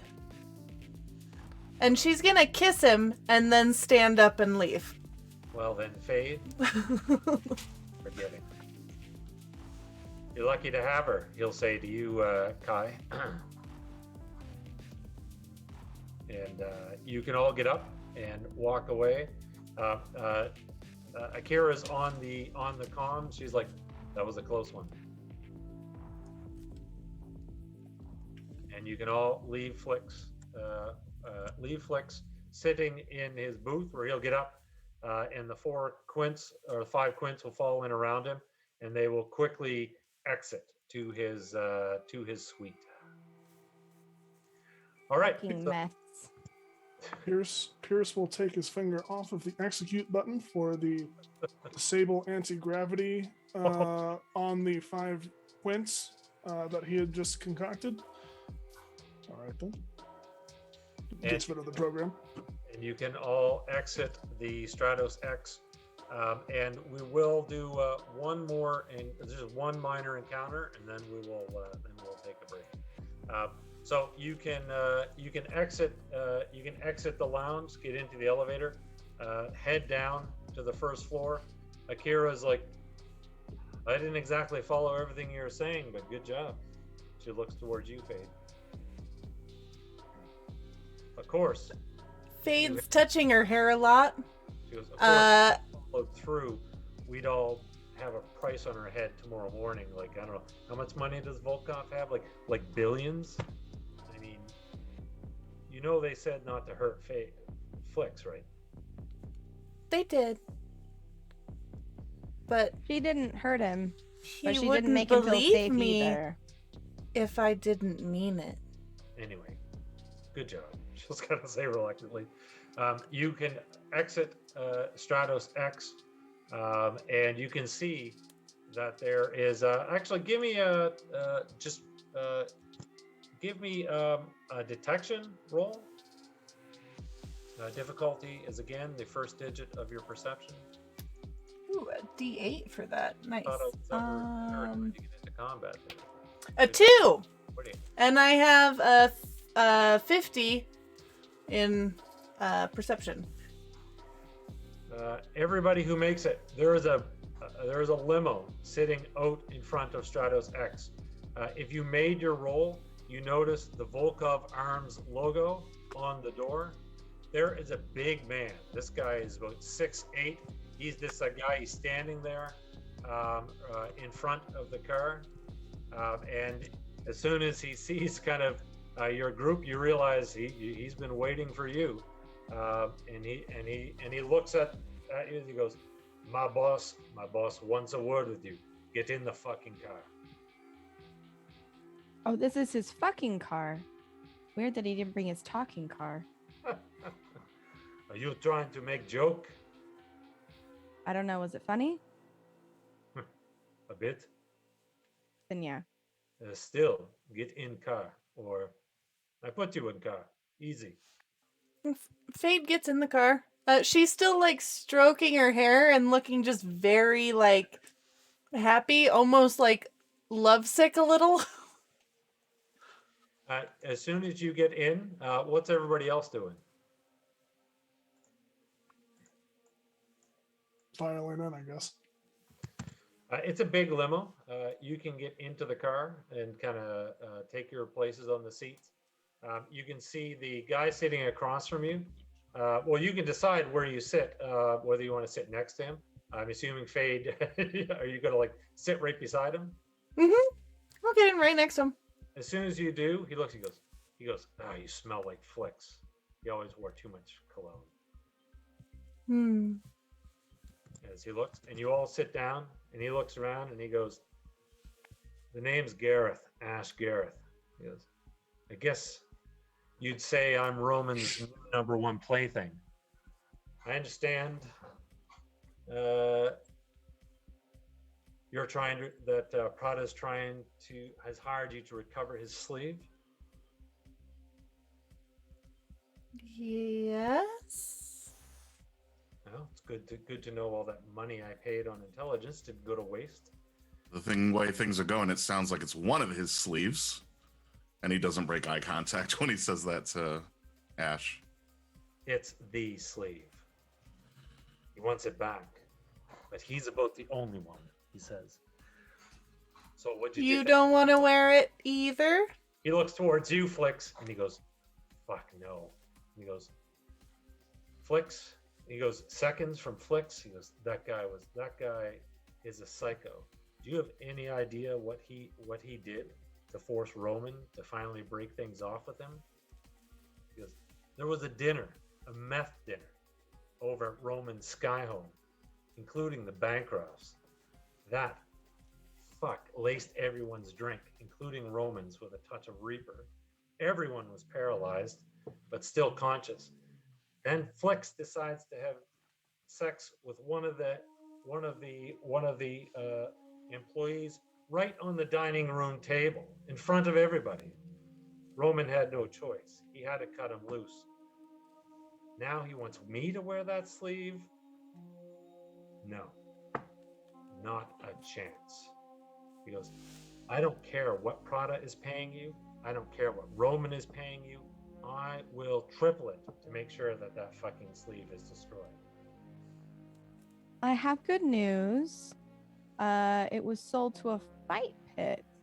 So that's a problem that might just take care of itself. No. I'm not interested in mites. I want you to find this sleeve. I want you to cut it up into pieces. I want you to burn it. Then I want you to dump it into the bay. Do you understand? I don't want this thing returned. So that's my offer. I don't think things are gonna work out with Flicks. She's just gonna say to herself while you guys are all in this car. Morgan looks over at Kai and Saren. I take a job, I keep the job. The job was to return the sleeve. And she looks over at Ash. If you can convince my team. You met Popoff? You know what happened? The last person who fucked me over. Now, I'm not saying you fucked me over. You haven't yet. But you know what happened to the last person who fucked me over? I had Popoff take a razor blade and lacerate his tongue and the inside of his mouth. He then filled his mouth with salt and glass and sewed it fucking up. And he kind of gives you a look. He goes, so, are you going to take this job or not? He looks around. And Let us out what's of to the fucking stop us car. from telling Roman that you're paying us to destroy his Viagra pill? He looks at you like he looks literally stunned, as in you would, but there is an element of fear in it. Like he looks down as if this had never crossed his mind that you could actually do this. And he reaches over and just hits the open button and the door is open. And he just kind of pours himself a drink and doesn't say anything else. Think you. Have a nice day. And she's gonna get out of the car. Triple credits. It's a lot of money. Hmm. And he closes the door, and Popoff waiting outside. He goes, "Have yourself a good evening." And You too. get into the limo, and they'll take off. And as you head towards Carnage or your next destination, that is where we'll take a break. All right. Awesome. We will be right back. Welcome back to Altered Carbon, the Atrium of Aquarius.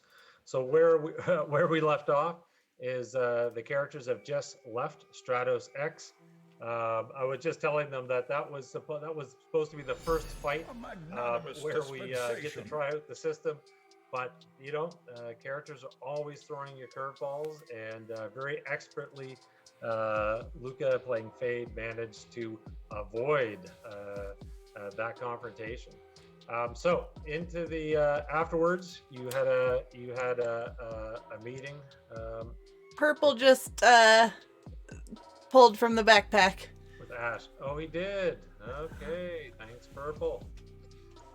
As you in chat noticed, I was sitting around here, tapping, kind of twiddling my thumbs during the break, and I was like, oh, I'm going to draw from the pack. So now we've got this one. Let's just see what Purple gets. All right. Oh, that is the highest one on the list. So before we jump to Carnage, I just want to read it myself.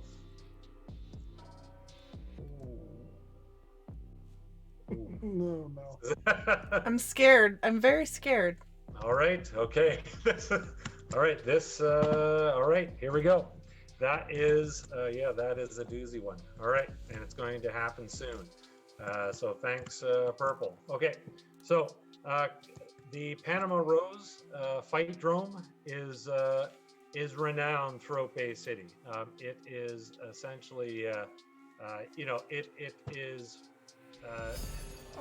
base entertainment. I mean, it's just people ripping themselves apart. Like 2 more backpack pulls from Mr. Saito. I might 2 not be more. I might not be able to do them all tonight, unless we want to be here till dawn. But I'm definitely going to do them. If we don't get to them, we can save them for next episode, because this they're is a all- long form they're campaign. All integral to the story. That is amazing. All right, I just want to see it now. Maybe I get to. Should I do them in order? Or did I pick? Oh, that one's for Saren Pierce. Ooh. That one is for Fade. All right. Ah! Weeks. Here we go. We might not get past Panama Rose. Okay. Thank you, chat. That is amazing because this actually makes this scene quite a bit more interesting. The fight pit. It is very much like the gladiatorial arena of ancient Rome. Blood, gore, violence, you name it, you can find it there. The fight pit is open to all. It is a betting pit. So essentially, it's drinking, betting, watching fights. That's essentially what it is. So, any special preparations as you head to Panama Rose? We going there straight after this place? You probably would have a couple of hours because the Panama Rose really doesn't get rocking until later in the day. It probably is not, well, it might be open, but it will be the best fights are in the evening. And of course you want to catch Carnage, who always kind of hosts the evening fights. Can I establish something? Yep. Then? I would like to go to a very shitty little diner where an AI runs the counter. Yeah. But the AI is always very nice to me and compliments me a lot. So I am always there for every meal, even though the food is not that great. You drag them along with you, everybody, the whole crew? If they wanted to come with me, but I will just start heading there without a word if we have time to kill. Akira goes, I could eat. Where are we going? Diner. She said we have a couple hours before we can go to Panama Rose. So I don't know. I've got nothing better to do. Sure, why not? Where's this diner? And of course, Pierce, on your mind is, oh, I could just slip home, make another roll on that deck. I'll meet you guys there. Get that one. I have some stuff to take care of. All right. You're going to miss out on this opportunity to really grow closer as a singular unit. I'll see you at the fight pit. And he walks away. And as soon as you leave, Akira turns to the others and she's like, do you remember that actor from the 80s, Schwarzenegger? You know, the film where he had I don't know, 2 hours and he had said 12 words? That guy. Yeah, and his dick was out. She goes, anyone get a read on him? What? Pierce. Tall, dark, and moody. Dealing with his trauma by enforcing it on other people. That guy, you mean? Well, now that you mention it, he is handsome. Your words, not mine. So you can, the rest of you can kind of stroll to this AI dive, where you can get some cheap noodles or whatever you want, just kind of bond a bit, right? There is an empty chair there where Pierce would have been sitting if you came along, but Pierce is busy. He's, you kind of with determination. You're back at your father's safe house. And just for chat, funny, during the break, I realized chat has no idea about the character background. So I'm going to kind of flavor it in a little bit, just so they're not going, why is this important? So Pierce was actually murdered. He was gunned down. And when he woke up, he was in his father's sleeve inside this safe house. So for the last 6 months, Pierce has been trying to piece together who his father was, who he is, and it seems like this deck and maybe this AI might be a key to that. So Pierce, you go into your this actually ties in perfectly with one of the pink backpack draws. So Pierce, you get in there, you kind of throw off your jacket, you start going to the deck. You're just determined. So give me your roll. Again, it's a 1. You're only going to get 1 roll. What's the roll again? Oh, sorry. This is your digital. This is to bypass security, so it's digital networking. Okay. You need a 1, and if you do not make the 1, I'm just sensing a little bit of tension. If you do not make the 1, I'm going to ask you to make a composure roll. I did not make the 1. So you must now make a composure roll, please. And again, it's against your own willpower. Believe it or not, I do not have great composure. And I do fail. Okay. What do you do when you're angry? So you just have a flash. You're just overcome with frustration and anger. Are you like? How would Pierce react when? Yeah. When he was angry? I'm gonna take the nearest tool. Yeah. Just throw it against the wall. You actually throw it against the wall, and it actually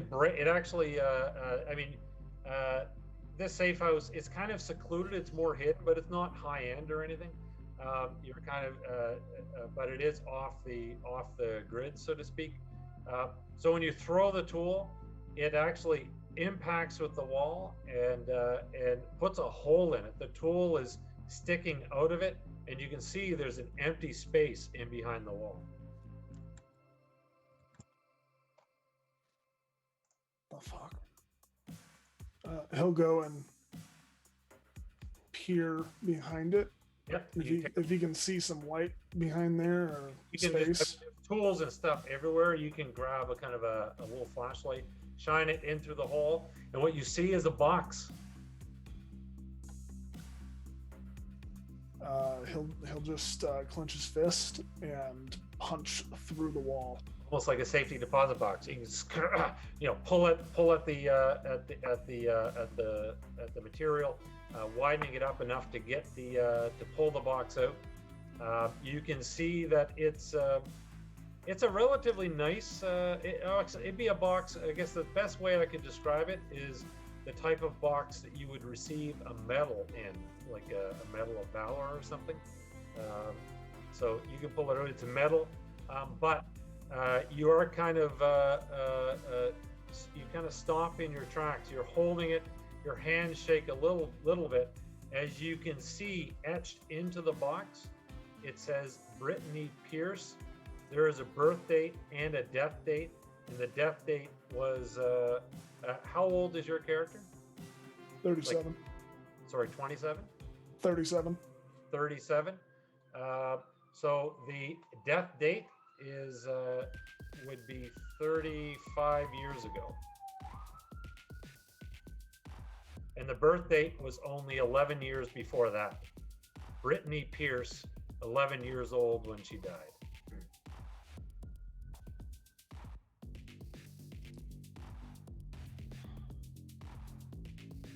He'll stow it. You have to open it. Yeah. I mean, Right. definitely open it. You open it. Inside there are 2 items. There is a damaged DHF stack. So normally the stack has a whole bunch of blue lights on it. So a quarter of the lights are blue and 3/4 of them are red. It kind of dawns upon you, this is Brittany Pierce's stack. There's a photograph, and the photograph is your father holding you, your mother standing behind him with a somewhat strained, she has a bit of a strained look on her face, and kind of hugging your mother's legs is an 11-year-old girl. The baby in your father's hand, you realize is you. Your father, yeah. So, and I will give you let's say I'll make this a detection roll. Detection. Okay. It's an 8. What difficulty? Actually, I have a reroll. I'm gonna reroll it. Okay. And I'll roll to be advantage. So give yourself a bonus die. Okay. Thanks. That's a 4, and I have a 4. Your father is actually wearing sunglasses, and as you're looking at the photo, you can see that someone is reflected in it, but you would need to enhance the photo in order to look at it. All right. Yeah. First things first, I'm going to place the DHF, the broken DHF, in some sort of uplink. And I'll come back to that later, see if I can engineer some sort of virtual space. But I will go and enhance the photo as much as I can. Okay. You can, yeah, I won't require a roll. It's not that difficult. But I will get you to make me a history roll while I'm just loading this in here.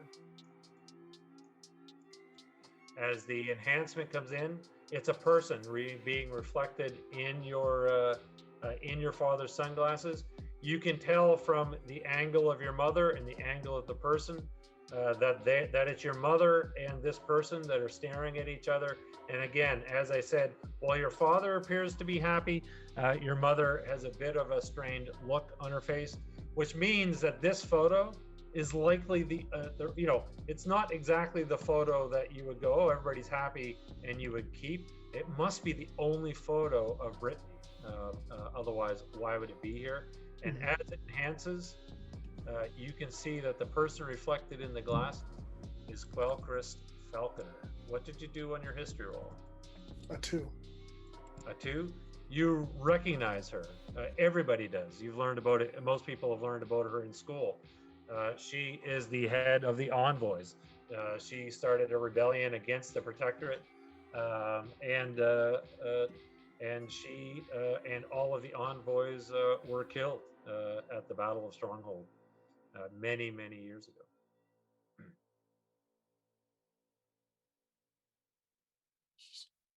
Odd.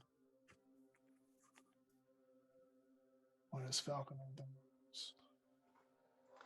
And Mother's so that is the strained. pink.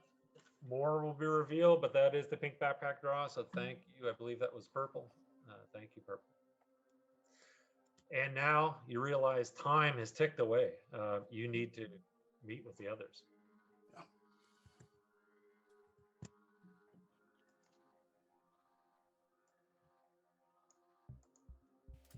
So outside of Panama Rose, you all ate, maybe strolled, maybe went for a walk, but you will eventually find yourself, out of curiosity, what was the topic of conversation over the so-so meal?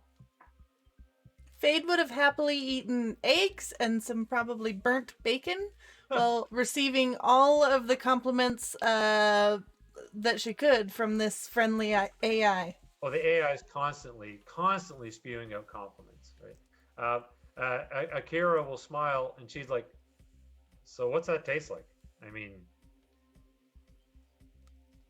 you're in a synth body? Salt, mostly. Appetizing. Hmm. So, mind if I ask why you don't? I don't know. If it's personal, just tell me to fuck off. I mean, I don't mind, but I like the atmosphere.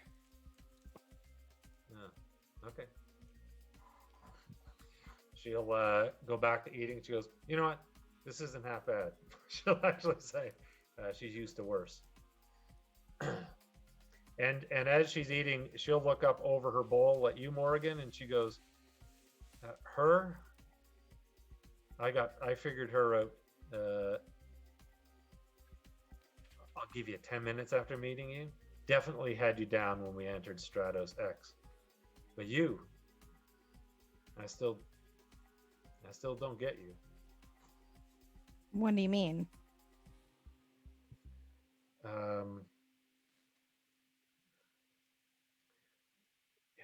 Listen, I have no doubt you deserve to be here. I just don't know why. Does that make sense? I mean, that really makes two of us. I'm just a girl trying to get by, man.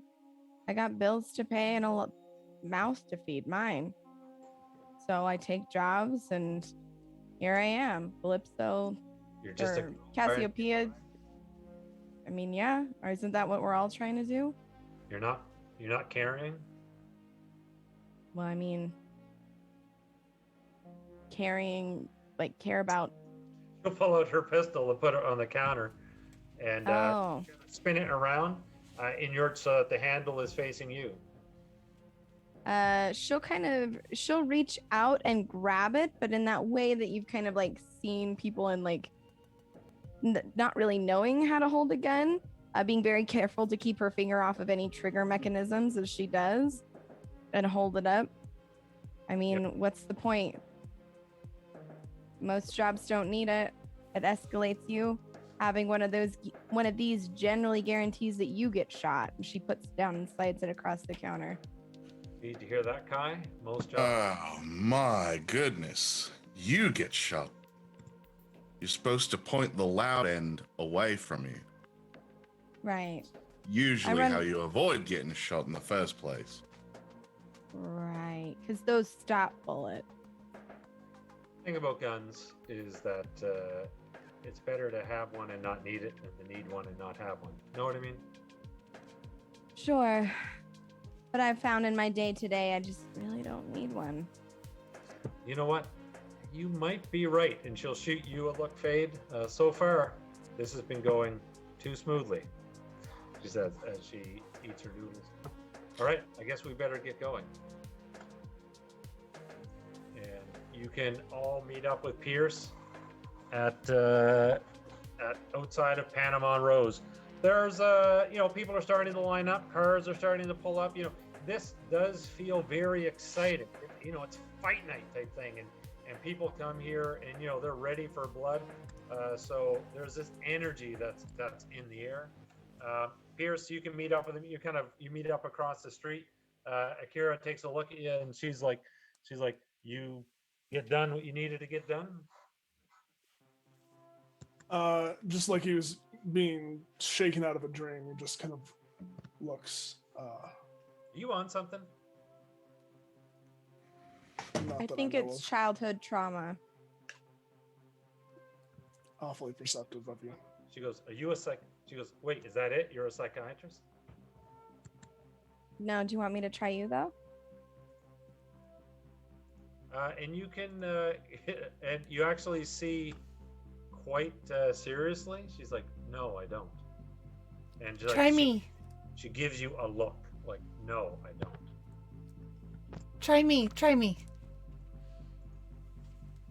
Your deal? Is that what we're doing? I don't know.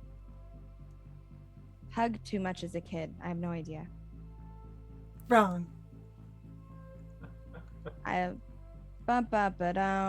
Bow.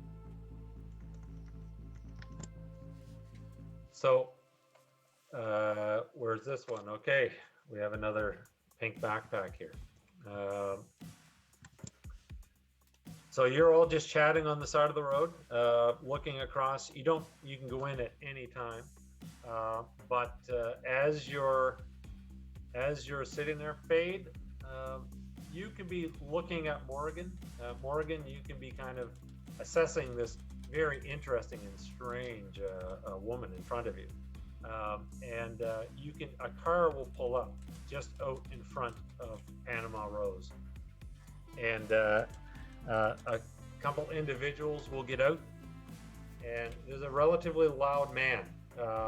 He's well dressed, kind of in a white suit. He's got the gold chains around the neck, and as soon as he gets out, the first thing that kind of happens is that he howls like a wolf. He just kind of lets out the ooh. He kind of raises his head. Not unusual for Panama Rose, because of course one of the things about Panama Rose is that Carnage likes to crossbreed sleeves. So you might have a human rhinoceros as an example, but he looks normal. He looks like he's just having a good time, but he's very loud, and he's like, back in Bay fucking City, this shithole never fucking changes. He's like, look, and he grabs the guys that he's with. He goes, look at all those fucks lining up, just like fucking sheep. And he goes, all of them, every one of them's a waste of one life, let alone being fucking re-sleeves. Just remember, fellas, we are not sheep. We are fucking wolves, and it's time to fucking feast. And he will, pound on the hood of his car. And Fade, you go cold.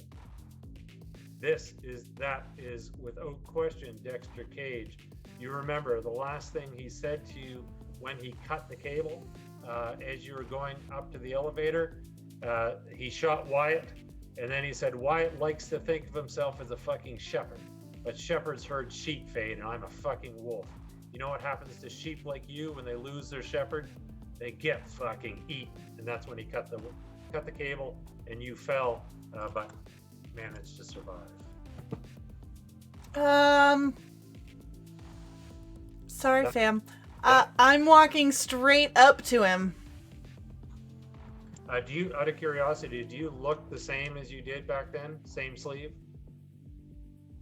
No, my sleeve would have been damaged, I'm sure, in the elevator crash. I probably would have had to get a new one. So Morgan, you're kind of analyzing Fade. Akira looks at you and goes, well, analyze that, doctor. Where the hell is she going? I don't know.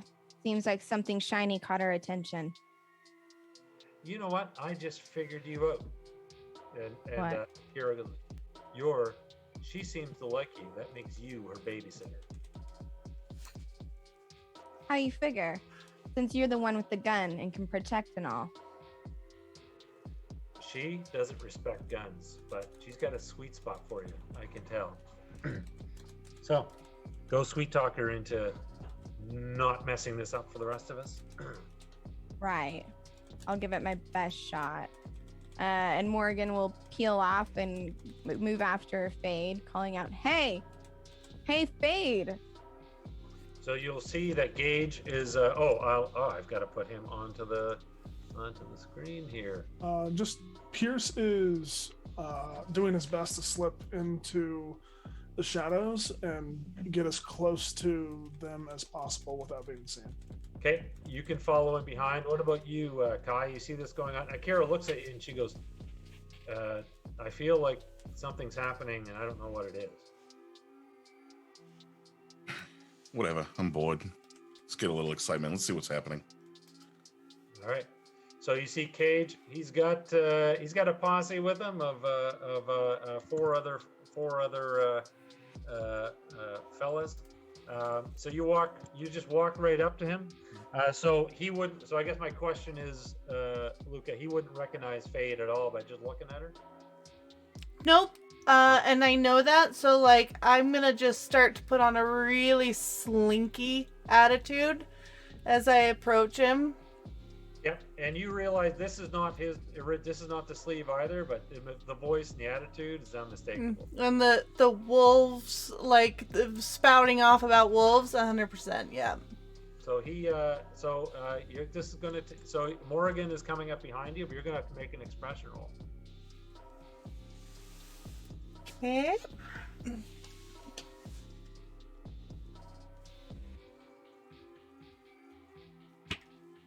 A 5. And I've got 50, so. Okay. Oh Woof. God. So describe. So what are you doing? I've got to change my stats. Why did I put D10 on expression? I'm just coming up. Like, how many people are around him? There's him and 4 others. They, you know, they've got the loose shirts, the loose jackets. There's no question. I mean, Pierce and Kai, just assessing the situation.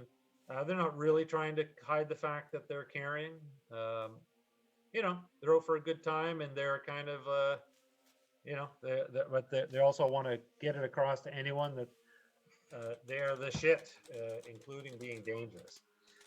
So you make the roll. You catch his attention. So are you just kind of you're just kind of approaching in kind of a sultry fashion, or? I am. I'm getting real slinky and just approaching. I mean, we're at the fight pits. It's a party. Everyone's excited. Dexter I'm looks just and he honing in on him. He slaps one of his crew, and he's like, "This is the night, fellas. Not even in the fucking door. Am I a wolf or am I a wolf?" And he'll you know, lower his glasses, take a look at you. Morgan, what are you doing? Morgan's gonna try and like seeing Fate approach this group and watching her body language shift to that more like slinky kind of deal. She'll just under her breath go, "Oh fucking hell, and god damn it," and she'll follow up behind, slowly, like just walking up as if like a friend tagging along with a friend who is, you know, up to no good. And So he walks up, and you're just kind of, are you literally the tag along? Like that's the Yeah. impression you're giving like off? wing person, kind of unwilling wing person, I guess. Cage will walk up to you, Fade, and he goes, and he's like, he goes, "You have a sheep trailing behind you." It's always good to keep prey around in case I get hungry. He smiles at that. He's like, and you know, again, this guy has like no kind of, he literally thinks that, you know, he is above everybody else. And he actually reaches towards you, Morgan. Now you can kick him in the balls or whatever. It doesn't matter what you want to do. But Yeah, she'll just kind of dodge to the side and he reaches out to grab your hair. And he goes, "Is that what you are? Food?" He just asks you, like, how would she respond to that? She'd look at him and say, "Only a person with bad taste thinks this is food." he kind of looks back to Fade. He goes, "You look like you're looking for a good time." I am. Are you going anywhere after this?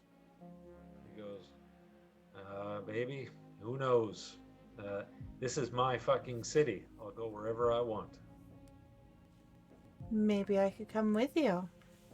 He'll extend the hand, and he starts walking. He just starts confidently walking in with you. He turns to his guys. He goes, "You fellas can fight over the sheep." And he points at Morgan, and he just starts to walk in. And I hate him so much. the four of them look at you, Morgan, and if you're literally just kind of standing there giving them a stare, they just follow Gage. They don't approach. Fade, what the fuck? These dudes are assholes. I'm up with Gage, so I'm just like, "Sorry, sweetie, maybe there's something else you can snack on." And just continue on like I'm ditching my wing person. Morgan will shrug, kind of like, They'll go This- inside. Akira, she's still with you, Kai, and the whole time that you guys have been watching this, she is like, "What the fuck is she doing? What's going on? Where the fuck is she going now? Is she going in with him? Is this Oh, a plan?" I'm fairly certain that man is dead the minute they're alone. And that's Well, let's keep an eye on the floor over here. This looks like the more entertaining fight. Pierce will just appear Yep. next to Morgan She's the worst, isn't she? No, she just was confused, I think. But if fuck it, if she doesn't give a shit about our job, that's fine. I'm starting to be convinced this is something that I could have done by myself anyways. Same. He'll stick out an arm.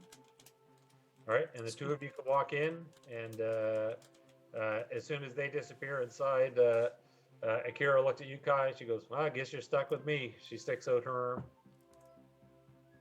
But I got a 20 that says we're not walking out of that place without someone getting killed. Oh, wait, but you already said that. One can only hope. And he'll slide an arm into her extended arm and let her lead in.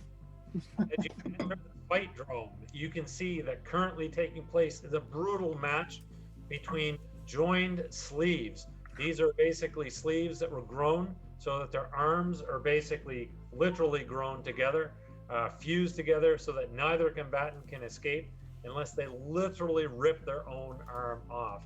They are just pummeling at each other relentlessly as the crowd is cheering. People are being, blood is splattering into the stands, and people are loving it. You can see that Carnage is he's kind of in his own little special spot where he commentates. So he's the announcer. You do note people coming up to him. He has some bodyguards around him, but it doesn't look like he's cut off. It doesn't look like the security is super tight. Because people are coming up, and all he does is just give a nod, and it seems like he's giving a nod to everybody. You would be foolish to try to do something against Carnage in here, because not only is the security heavy, because there's a lot of credits flowing around, but there's like 20, 30 of his champion fighters in and around the area, and they are a mixed bag of everything. So he's not really concerned. You'll note that Fade and this guy called Cage, they go to they go up to a little kind of booth, kind of like a VIP booth, directly overlooking the fight arena. So Fade, just so you know, like if you stand at the edge of the railing, you can actually look down into the pit and see these guys wailing at each other. Dexter, he gets up there. His crew, they kind of just kind of lounge out, relax, get drinks, and he takes one look at the fight, and he looks at you and he goes, "I'd rather see you dance." And he just kind of sits back, and he expects you to he kind of expects you to dance, but he's not paying attention. He's chatting with a couple of his guys.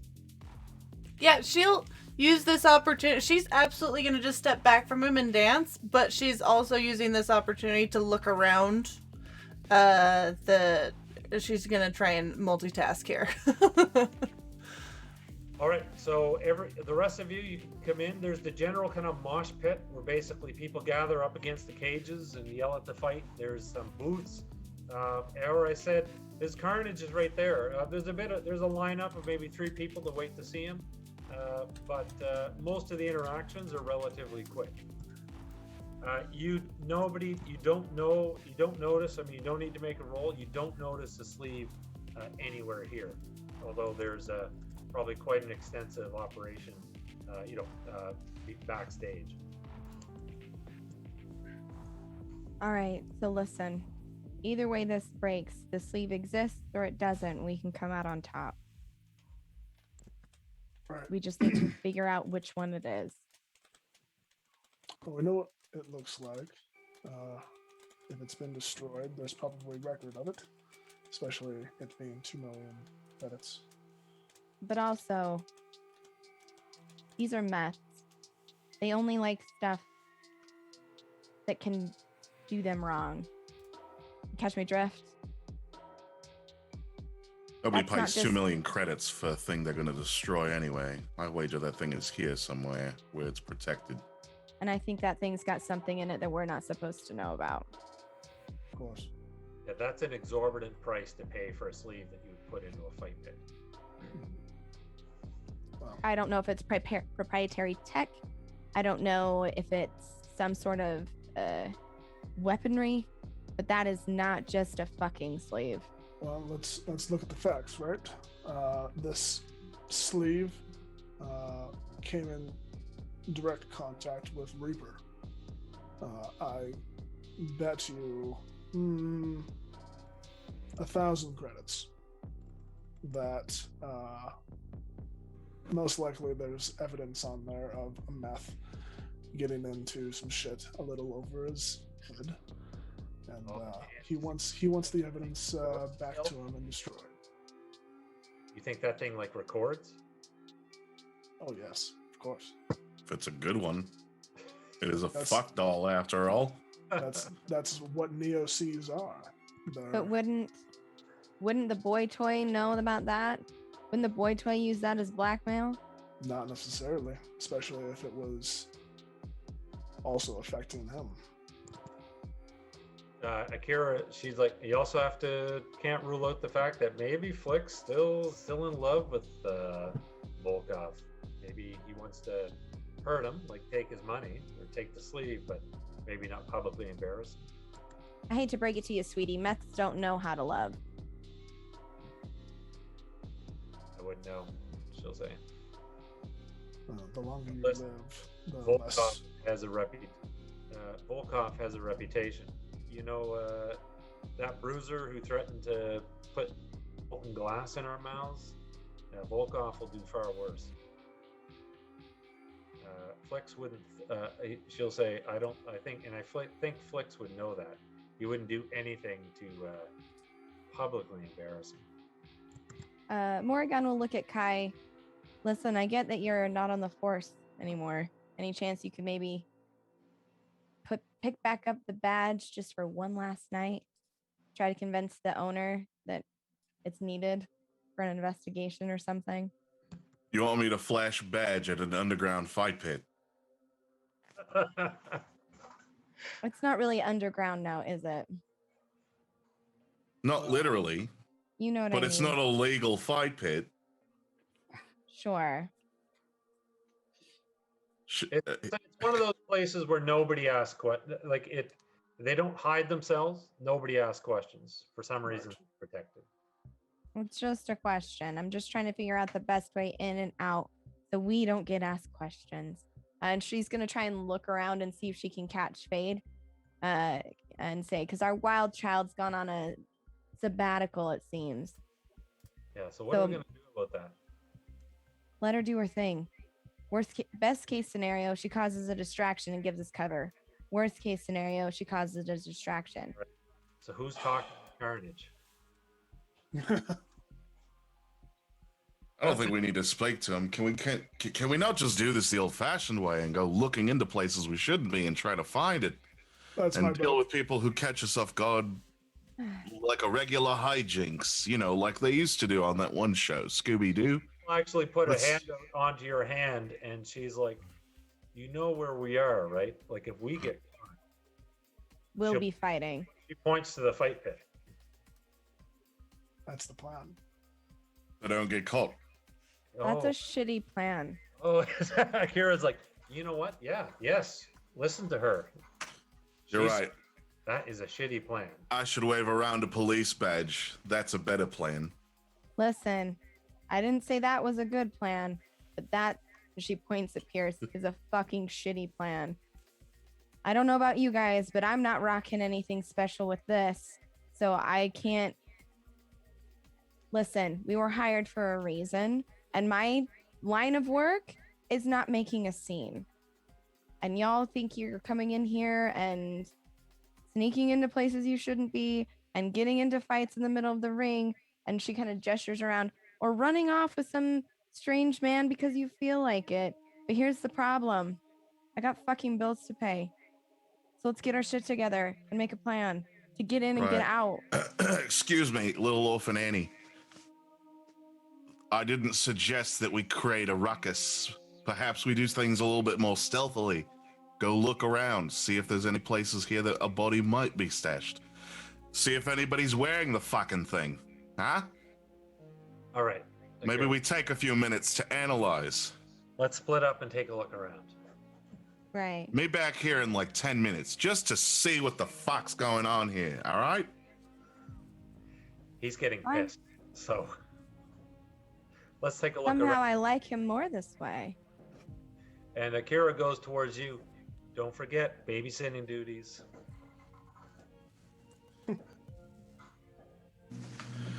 Kyle take a few steps off and he's going to he's gonna use the mill implants in his ocular vessels to change to black light so that he can see if there's any bodily fluids that might be outside of the fight pit. Yeah, there's definitely, so as you're watching, so I'll give everybody who's searching around can make a search roll underneath perception. And again, the difficulty is your perception. David, can I use my Oni to hack into other people's Onis? You can try. Depends. Yeah, the difficulty varies here. You might know that the Panama Rose it does have an AI overseer, so its security is fairly top notch. Now, mind you, that's if you wanted to hack into Panama Rose. If you just want to hack into some other random people around, that's the easier. And I wanted to say, Kai, because you did that optic thing, your target roll would be, I'll increase it by 2. So whatever your perception value is, add 2 to that, and you're gonna roll search. GM, I rolled I rolled a 3, but I have a -2, so I'm gonna count that as a 1. Okay, nice. As you're searching around, you can be you can look around the place. You can definitely spot. There's a lot of people going in and out of backstage because this is a show. This is a production. There's as sleeves get killed. There's people that come out, drag them back. There's people who can clean. There's a constant flow of people going in and out. And again, the security here runs on the everybody knows not to fuck with Carnage and his operation, which means security is fairly slack because the repercussions of getting caught are literally dying in the pit. So it wouldn't really cross their minds that anybody would be crazy enough to literally just walk backstage. But looking at this, yeah, you're pretty confident that's exactly what you can do. Fuck. You do not see any sign of the sleeve up front here in the front of the house. So to speak. Am I able to see Fade? You are. So back up to Fade. They're chatting. He, as he chats in between the kind of sentences, he does pay you a glance. The drinks are going down. They're not overly interested in the fight. They're throwing around. Right openly. They're kind of talking about a job. And one of the things that happens while they're chatting is that Cage pulls out a device out from the inside pocket of his jacket, and you can see it is an elder artifact. So the elders are the alien race upon which the technology of the stack. I was gonna ask if he had it. And this is the elder artifact that the two of you were stealing the night he crossed you. It does strike you as unusual because there was a buyer and he still has it, which is a bit, that's not what you expected. You would have expected him to basically sell it off. I'll stop dancing and cozy up to him. That's a shiny toy. What is it? One of a kind, baby. One of a kind. He goes, he'll hold it out so you can touch it, but he doesn't let it go. He goes, this here is likely thousands, 10,000s, maybe 1,000,000 years old. It was created by them. Another fucking species. The elders, he says as he looks at you. And you have it? I took it. How did you get it? He looks at you. He goes, "You have what you can take, and you keep what you can defend." He goes, "Yeah, I got it. You know, private collector offered me 5 million credits for it. That was the payday. But as soon as I met the guy, I knew he didn't fucking deserve it. He was a fucking sheep. And this." Only wolves. And she's gonna crawl and straddle him. She is trying to get him to take her home so that she can murder him and take this. You have to give me an empathy roll here. Mm-hmm. Empathy. Okay, I have 50. Come on. Should I give you advantage on this? I got a 4. But hold on just a second, because Proper did give me a reroll, so I got a 1. I felt it. I could feel it. Oh, Jesus.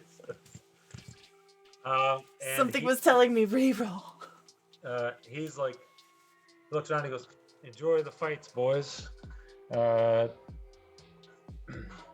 got a little something to take care of." He says, kind of stroking your cheek, and you two of you can get up, and you know what, the fight drome is not. I mean, it is not conducive to this.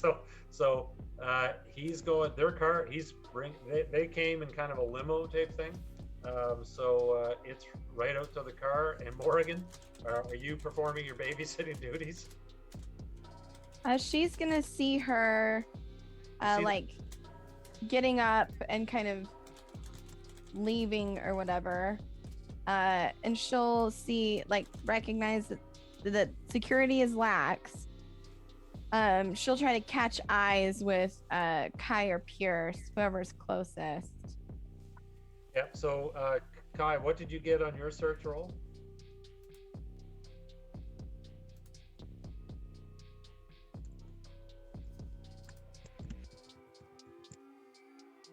Oh, I think you're muted, Kai. Sorry, I forgot to make my roll. I rolled a 10. Okay. So yeah. And Pierce, what did you get on yours? I didn't roll a search roll because I was gonna try to. Yeah, no, you want to do the digit. You want to basically. Who are you trying to hack? Like a random person or a specific person? Can you let me know what data engineering would be a roll for? Yeah, so here's the differences between the three. So data analysis is taking large amounts of data and basically making sense of it or uncovering clues. Mm-hmm. Data engineering is basically programming, as in building constructs within the system or within the VR systems. And digital networking, that's the hacking one. That's bypassing security systems. Okay. Gotcha. I am going to attempt to hack into the actual AI. The AI. Oh, yeah. Okay. You realize that's a big task. You know that's not easy.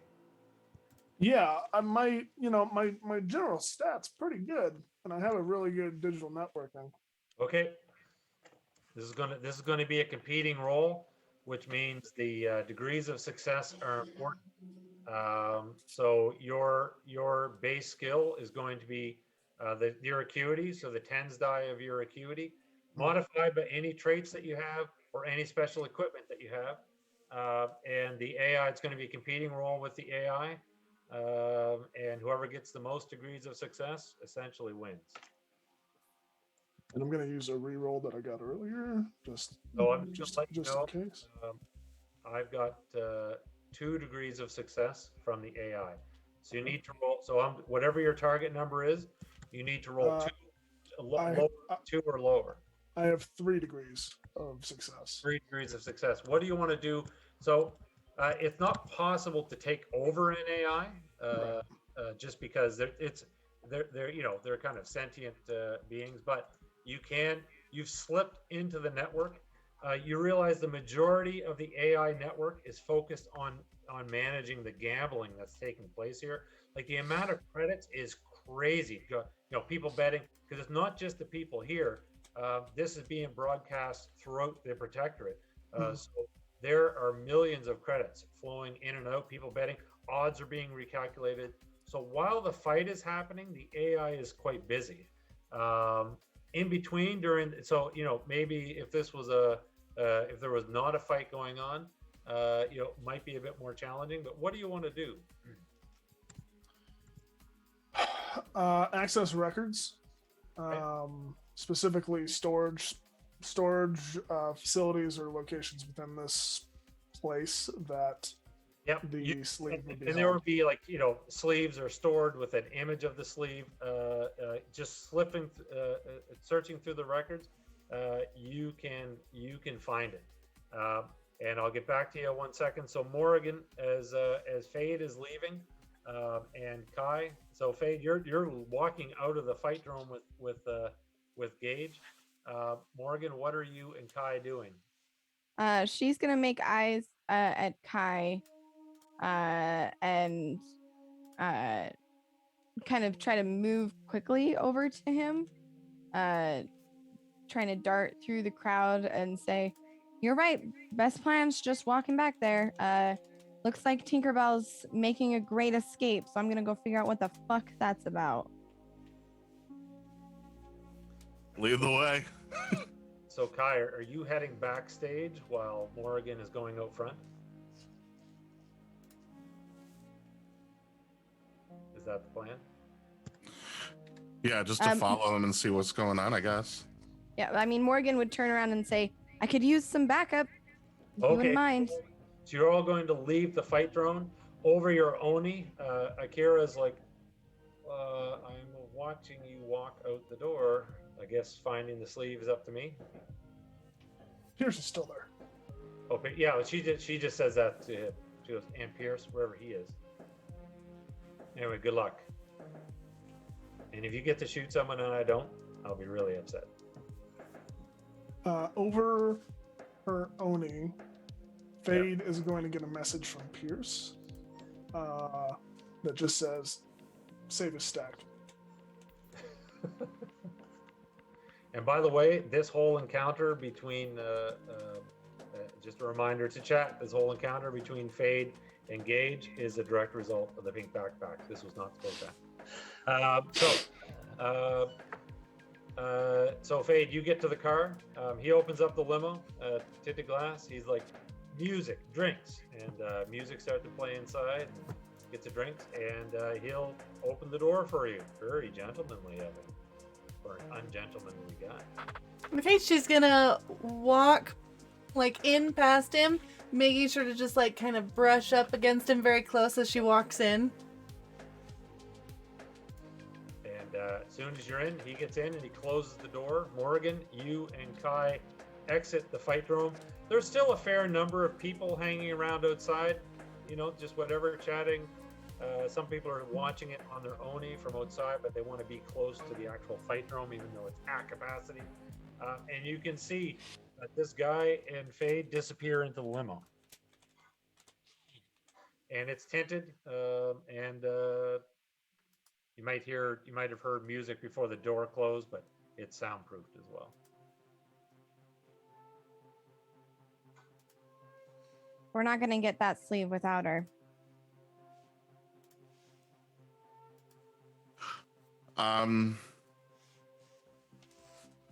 Do we use the guns now? I'd rather not. And keep her. I want to try and lean into my urban skill. Yep. So trying to use her thought is to go up to the limo on the driver's side and try to stall the driver, whether through I've honestly fake being hit by the limo, just to get it to not go. Yeah, you're going to stand in front of it. Yeah, she'll stand in front of it and like act like something's fucked up with her shoe and be like, "Oh, sorry," while looking at Kai and like gesturing to the door to like get fucking Fade out. So inside, he pours a drink, and he's like, "This is your lucky night, sweetheart." Yeah, so I am absolutely going to just kind of I know we're in a limo, but like I'm just gonna like sit down and kind of slip off my shorts and go over and straddle him. Hey.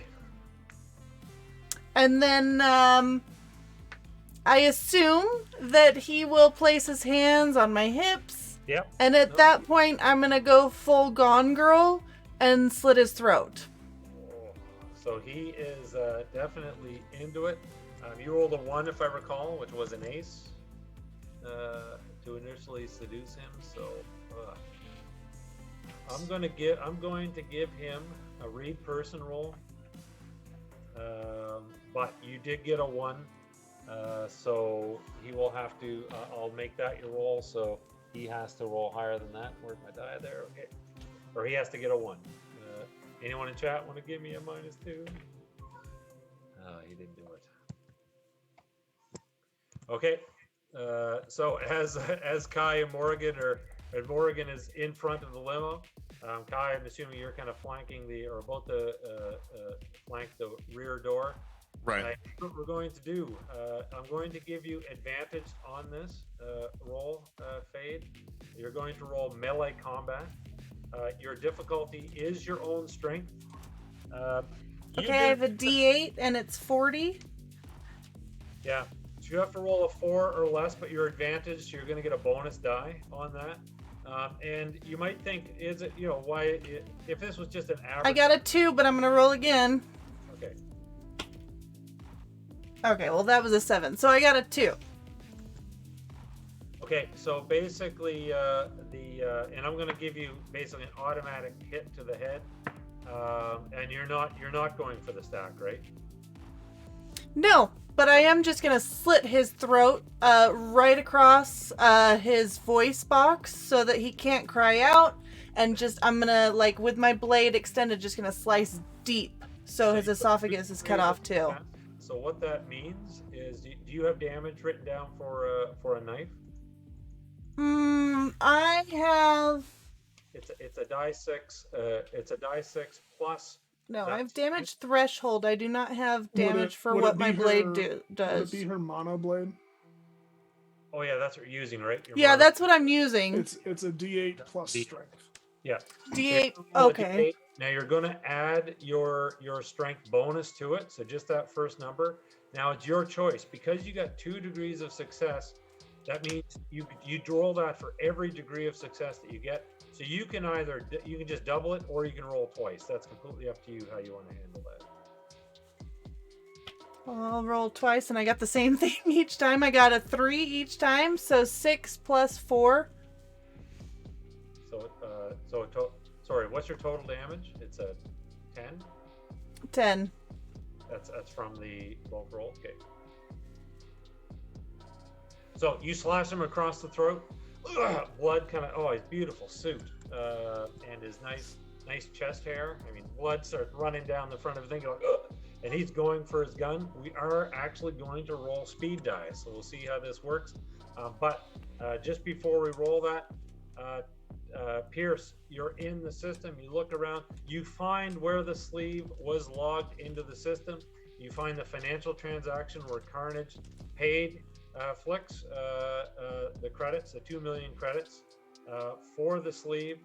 About 6 hours after Carnage bought it, he sold it. Absolutely not something suitable for the fight pit. But here's what you discover. So in and around the AI network, there is a device which is linked to the network.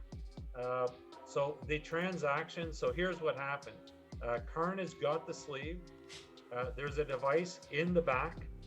He scanned the sleeve with the device. and there was no kind of phone calls, no discussions. That device transmitted a signal out of Panama Rose to an unknown party, and that unknown party paid $5 million, and the sleeve was discharged from Panama Rose about an hour later. No record of where it went.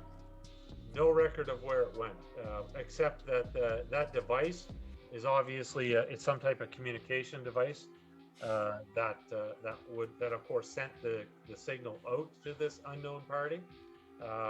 So if you don't want to talk to Carnage, you're going to need that device. And the location of this device, can I ascertain that?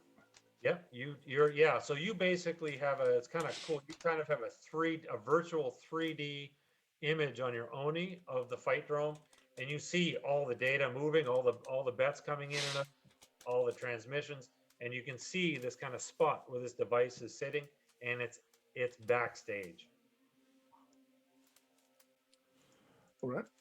I'll get out of the system before I'm caught. Actually, The only person left in here with you is Akira. yeah. Before I get out of the system, is there a way I can reach out and take one of those bets and pocket it? If you make a roll, you can. Yep. Just the same roll? It is, yeah. That's a 1. That is a 1 out of 5. That's 4 degrees of success. All right, so here's what I'm going to 4 degrees of that's crazy. So 4 degrees of success. This is the fight draw. Yeah, so I will let you. I'll let you pocket 4,000 credits without question, but I will let you. But I will make that 40,000 credits if you let me roll against your roll to detect you. Let you roll against my 1? What did you roll? You got 3 degrees of success. 4. Roll for the AI. So what you can either take 4 grand. I feel like this is a game show. You can either take 4 grand and walk away, or you can take 40 grand. But I'm gonna roll the AI, and if it gets more than 3 degrees of success, you're caught. Don't do it. Don't get greedy. 4 grand, 40 grand. You know what? There must have been a surge in the system or something, because for some reason I see the AI system get bolstered, and I know you have a -2, David, so I'm not going to test it. Oh, did I get a bonus from chat? Yeah. Yes. I'm not going to test it. Okay, you take the 4 grand and I will you do that. and you leave. That's good stuff. We don't leave. You exit the system. I'll go over to Akira. He goes, looks like it's up to us to do the heavy lifting. Well, the good thing is all we need is a device. The body's not here. Fun. Wild goose chase. All right, where is it? Device is backstage. We're looking for a transmitter of some kind. Okay. Black specs, black ops kind of technology. You good at this? You good at walking into places you're not supposed to be? Yeah, more than some. Then you're up. I'm back up. You run into trouble, I'll get you out. And I will get you. Works for me. So yeah, you can go back to whatever's happening in the other scene, but okay, I'm going to go backstage. Back there. So we are going to roll speed dice. So initiative functions very differently in this game. Essentially, your speed dice is equal to 1d6 for every for your perception bonus. So that first number of your perception. So you're going to roll it. We're all going to roll it in real time because this is like a hand of poker. So what you want is the low roll. But you can, when we roll these dice, I'm going to make my roll here. You keep, so whatever you roll, you're going to keep. But we're going to start with round 1. You get to pick from any one of those dice which one you want to put out. Do you want to put your best dice out first? Do you want to save it for a later round? But you're going to have to use each of these dice at some point, assuming that the fight continues. So I've rolled mine. And the idea is that we basically all show our dice at the same time. So everybody rolls. Everybody pick the die that they want to go with, and this includes Kai and Morrigan. And is everybody ready? Yep, I rolled. Ready? All right. So I happen to roll one. I rolled a 1, so I'm going to use a 1. I got 1-1. Ah. What'd you get? Fade? I got a 2. A 2? Okay. And Kai, what'd you get? I was supposed to roll 5 dice, right? If that's what you have for your perception, yeah. Yeah, you're going to roll 5 dice, but you're only going Yeah. to one of I them. have 5 speed dice. I'm gonna use the 5. Okay, so that means you're going to go last. Remember, the low roll is the best. But you're saving your good rolls for later. Okay, so Right. here's what happens. Inside the limo, it grabs his throat. He can't really stalk. He's like, fuck, I'm wet. He's going to use one of his speed dice, one of his reserve speed dice. So if you have to take multiple actions on your action, and the multiple actions can't be multiple attacks, but they can be things that support the attack, like a move, for example. His action is to draw his gun. So he wastes a speed die to do that. And he's basically going to fire at point blank range. He's just going to try and fire the gun. It's a bit awkward. I am going to give him a disadvantage on this just because you're straddling him. He pulls the gun out. And what disadvantage means is the same as D&D. I'm going to roll his die, and he has to take the worst. He has to take the worst of it. So here we go. He will make his roll. He's got the worst of it. So he just rolled. He got like 0 degrees of success. So he got right on. He got 1 degree of success basically. So he pulls the gun out and fires it. Now, Fade, what you can do is they call it save throws. You can, because you're in such close proximity, you can either use Brawl to, or actually you have your weapon in your hand too. So you can use Brawl, Melee, or Athletics to basically move this gun out of the way. And again, because you're right on top of him and this gun is going around, I am going to give you a bonus die on that. But I'm going to put a caveat, but I'm also going to throw in, you're going to roll 3 dice. So I'm going to give you a bonus die, but I'm also going to throw in the skull die. And the skull is a 1, it's a die 6, and if the 1 comes up, that is a skull die, and something bad is going to happen. And what that bad is that either him, you, Kai, Morrigan, or the limo driver are going to get shot if the skull die comes up. So you don't want it. So give me a roll, please. So you're going to roll 2 die for your skill, plus that extra skull die. As you and him are kind of wrestling with the gun. Okay, I got a 4. Because I have a D8 on my melee is what I'm using. I'm using melee because that's what I've got my D8 in. Yep, and you can roll twice and take the lowest roll. No, I rolled a 7 the first time. So, taking the 4. So, I'm able to just knock the gun. The gun goes off, and Morrigan, as your friend, the bullet goes through the partition between the back seat and the front seat, and goes out through the windshield. So as the gun fires, as you and him are struggling. Morrigan, you're up next. The driver's door starts to open. What are you going to do? She's going to move around, like as the driver door starts to open. She'll move, like she's been kind of standing in the front, like acting stupid. She's gonna hunch down and move along the long side of the limousine in like the opposite direction, recognizing he's gonna have to get up and out. So she's gonna drop down and move around, trying like the door as she goes to try and get in the limo on the other side. Okay. Yep. So you can, with a speed die, you can take it out. You can move around. You can get to the other, you're in the rear passenger side door on the opposite side of the driver, right? Yeah. Yeah. So the driver actually moves at the same time as you do. He's not preoccupied with some person in front trying to. Yeah, that's fair. That's fair. So Kai, the driver gets out. He has a submachine gun in his hand, but his attention is, there's people around who are just startled by this gunshot. His attention isn't necessarily on you, but I am going to give him. I'm going to give him a roll to notice you.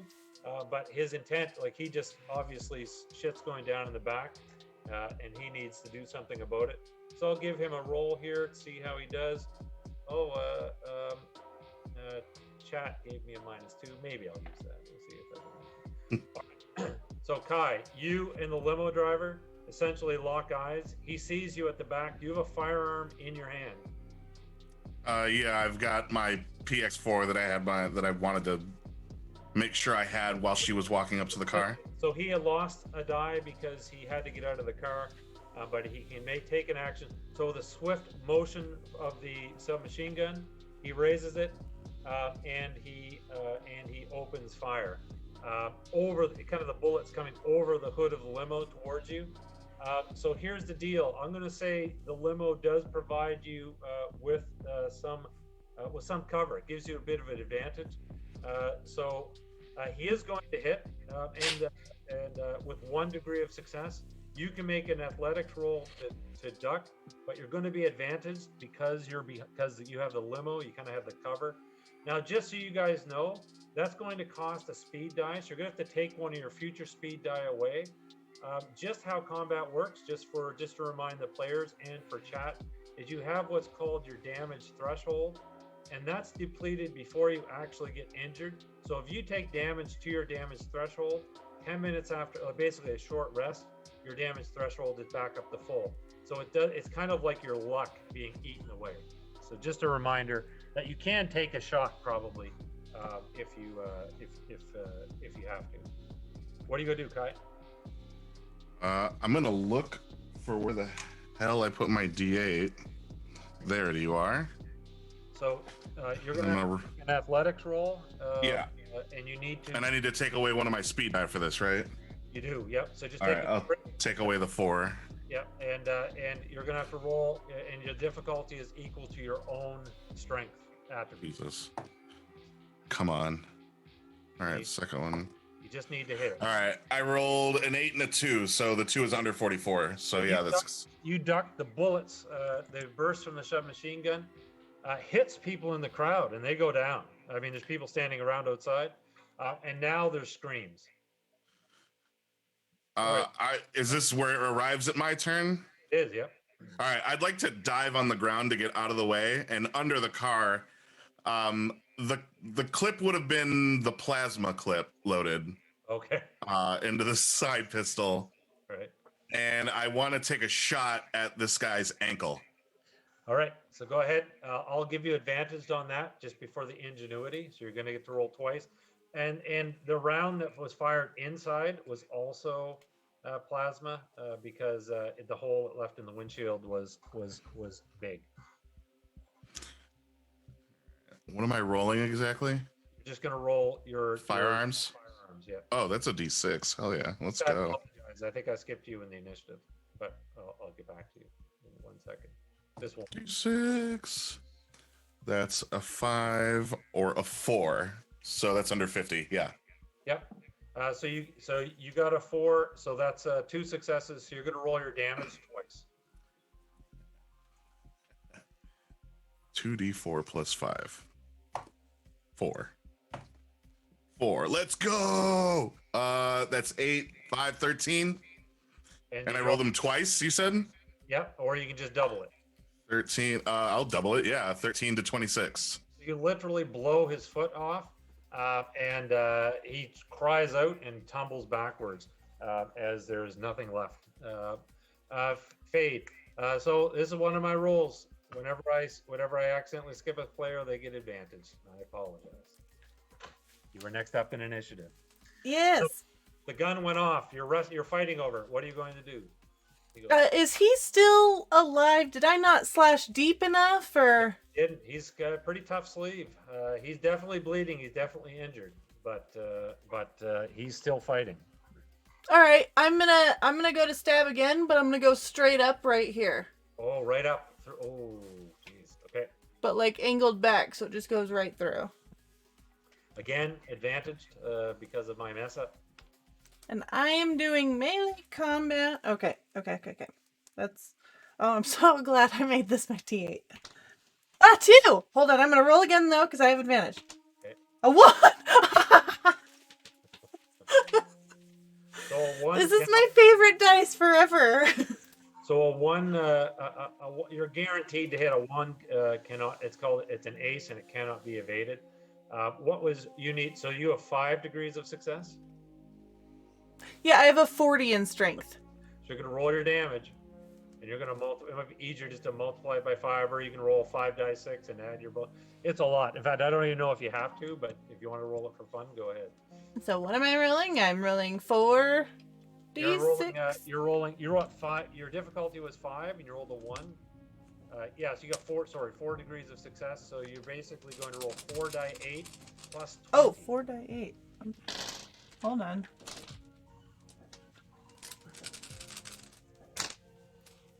2, 4, 6, 3. 15. Thank you. So we're rolling for fun. Morgan, you're about to open the door when you see a blade come up through. It goes up through the bottom of his jaw, out through the top of his head, and out through the limo. So you actually, his head hits the limo as you stick him to it. So Morgan, you actually see this blade pop up in front of you just as you open the door, and he's probably brain injury. He's probably going into some type of convulsions. Yeah, I'm gonna retract the blade. Yep. And I am going to pull forward his head and just slice out his stack. Yep. And put it in my pocket, and then I'm gonna push him back. Yep. Grab off this artifact. Okay. And put that somewhere on me. And then I'm just gonna go and dab my finger in some of his blood on his throat. After doing that, the door opens and Morgan is standing there, and you can see her dabbing the finger. And I'm gonna look at you, Morgan, and then I'm just gonna draw a little heart on his forehead with the blood. Screams, people running, pandemonium. Pierce, did you completely exit the AI? Completely, yes. Yeah. I would have left a back door if possible to get back in, just in case. But So fortuitous for you, you note that a fair number of the security personnel are moving away from the backstage. I was hoping that it would give me an advantage. Yeah. So you can give me a stealth roll, and you have advantage because of the distraction outside. That is a 4 on a 4. Okay, so you slip in back. Just in your passive kind of monitoring, there's definitely an incident of some kind going on outside. Panama Rose, they're not police, they don't really give a shit, but they are definitely taking steps to secure the safety of their patrons. You can just kind of stroll through the back area where you see all different manner of abominations when it comes to sleeves. You see the device, you can just pick it up and you walk out the back door. Mm-hmm. Okay. Actually, no, I'll just walk out the front. Okay. And Akira, will join you. So Morgan, you watch her draw this happy face. You know that there's likely there is definitely a commotion. There are people who've been shot. Kai, the driver he's still conscious. He clutches his head and screams, or clutches his foot and screams in agony for about a minute, and then he spots his submachine gun laying about 5 feet away from him on the pavement. He starts to crawl towards it.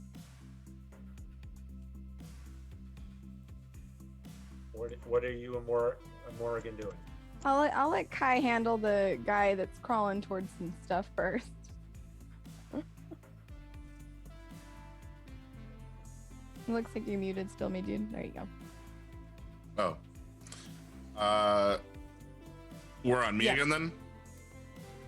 Okay. So he's crawling. Well then, I will get up off the ground after having dove towards the pavement. And I'll walk over to it. Who is this person exactly? He's a limo. Kai was not. bodyguard. He's crawling. You see his foot. So he's trailing behind him, one leg with a missing foot, and he's crawling towards the submachine gun, which he dropped, and it All right. slid. I'll step on his wrist that he has reaching out for the machine gun,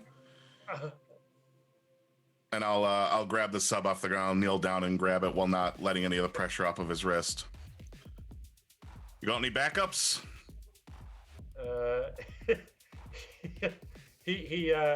His eyes glance over to where his foot is laying on the ground, and you can see there's an ankle holster attached to it, but he left that behind.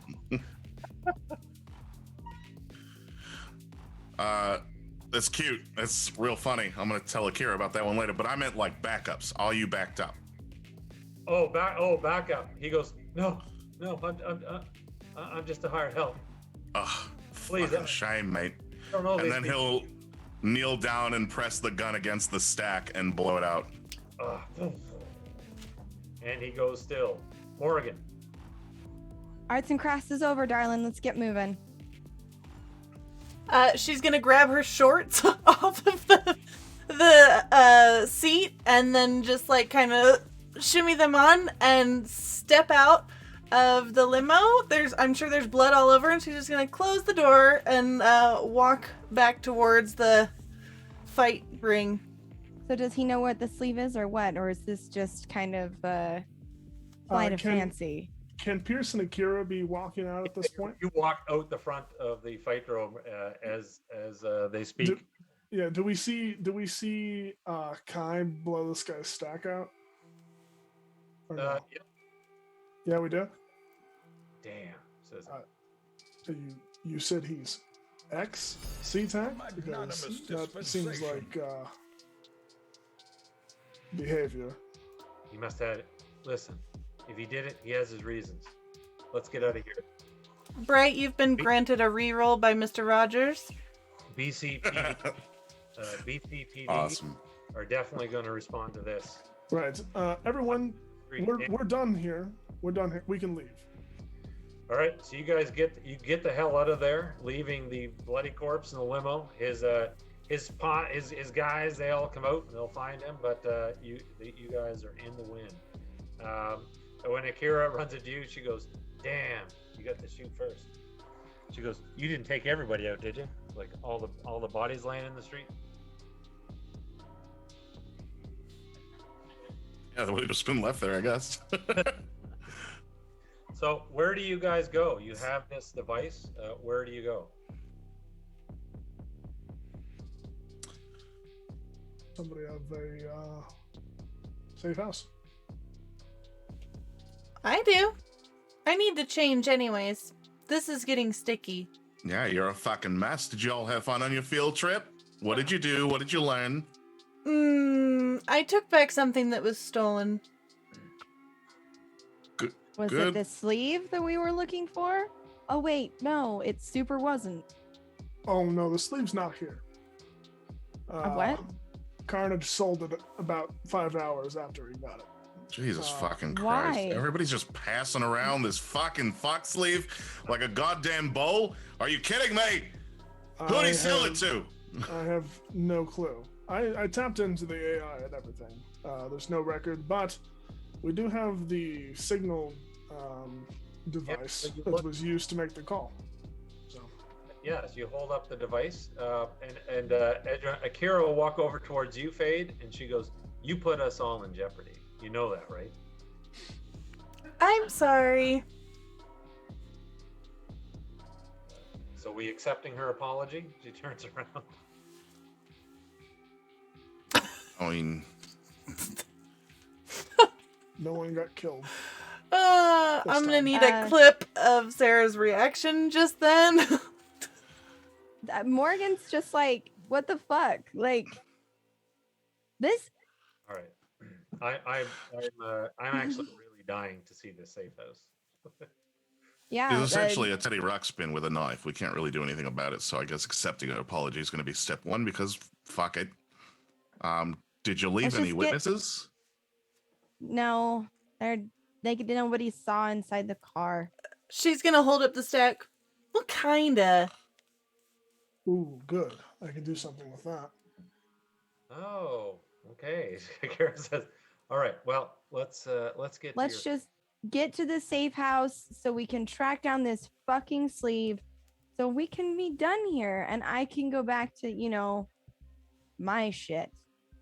So Tricks, cereal, and Pop Tarts. No, that's her shit." And she points at Fade. I do have Right. Pop-Tarts at my safe house, but they're old. Well, when you walk into her safe house, I guess you had the description of it earlier. Kara will look around. She goes, "Nice." I'm gonna start digging under some clothes and pull out some Pop-Tarts not in their wrappers and hand them to Kai. She goes, "I don't think she has a toaster, but there's a blowtorch over there." You got a TV? He'll stick it in his like pocket, but he won't eat it just now. No, got a- but I got some VR hookups. Mid screen? Forget it. She'll just project it on her. She'll just use her thing. Any of you squeamish? Very. I hate that you asked that. As she starts taking off like all of her bloody clothes and changing into just something that she's picking up off of the floor. What exactly? I'll take that as a yes, Morgan. Well, while Fade is in VR with her compatriot here, Morgan, and actually Kai, you might like going down into VR with Fade. It seems like your personality type. Morgan. A fucking and- height VR Well, makes me. Wait, are we woozy. going into VR? I don't. I think- was just changing my clothes. Yeah. well, possibly later. But I do need help decoding this communication device. Yeah. So just give me. So this is kind of a bit of like reverse engineering. You just do an analysis of it. So essentially, a data analysis would find engineering, if you want to use that, would be fine as well. Mechanics. So engineering, could I do data engineering, blend the two? Sure. Yeah. Why not? Yeah. I know it's not exactly the same, but or would digital network be better because it's like hacking?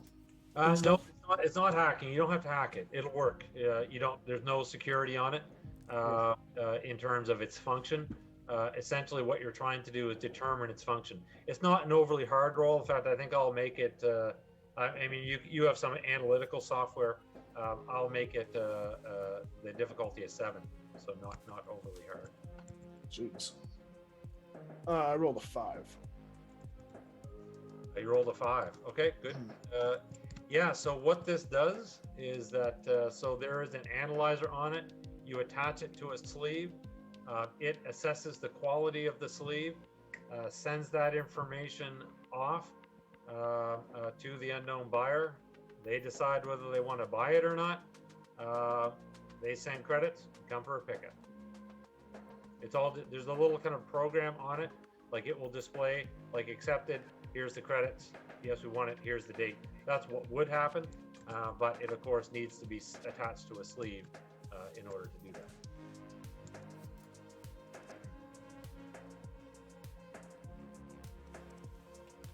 I'll relay this information.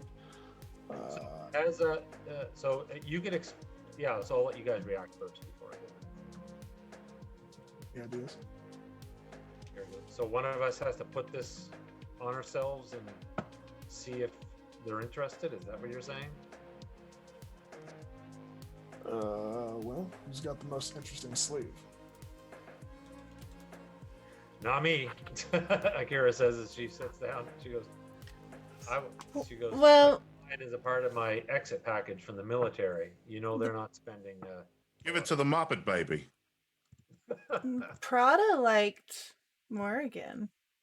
Right. I don't know why. Fade's actually gonna seem kinda sad about that. I don't know why. There's nothing special about this. We could try it. Oh wow, there's a lot to unpack there, isn't there?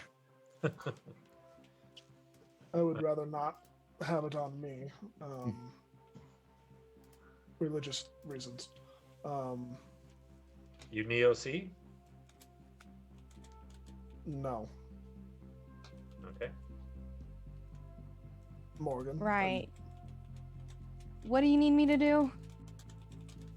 It's a subdermal implant that acts as Okay. a beacon that transmits your sleeves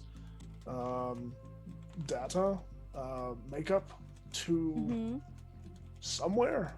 And if they want your sleeve, then they will respond. Yeah, no, not gonna do that. Super no. Okay. Well, somebody has to do it. It's a good call. They sell your data, you know. Fade will put out her hand like, I'll do it.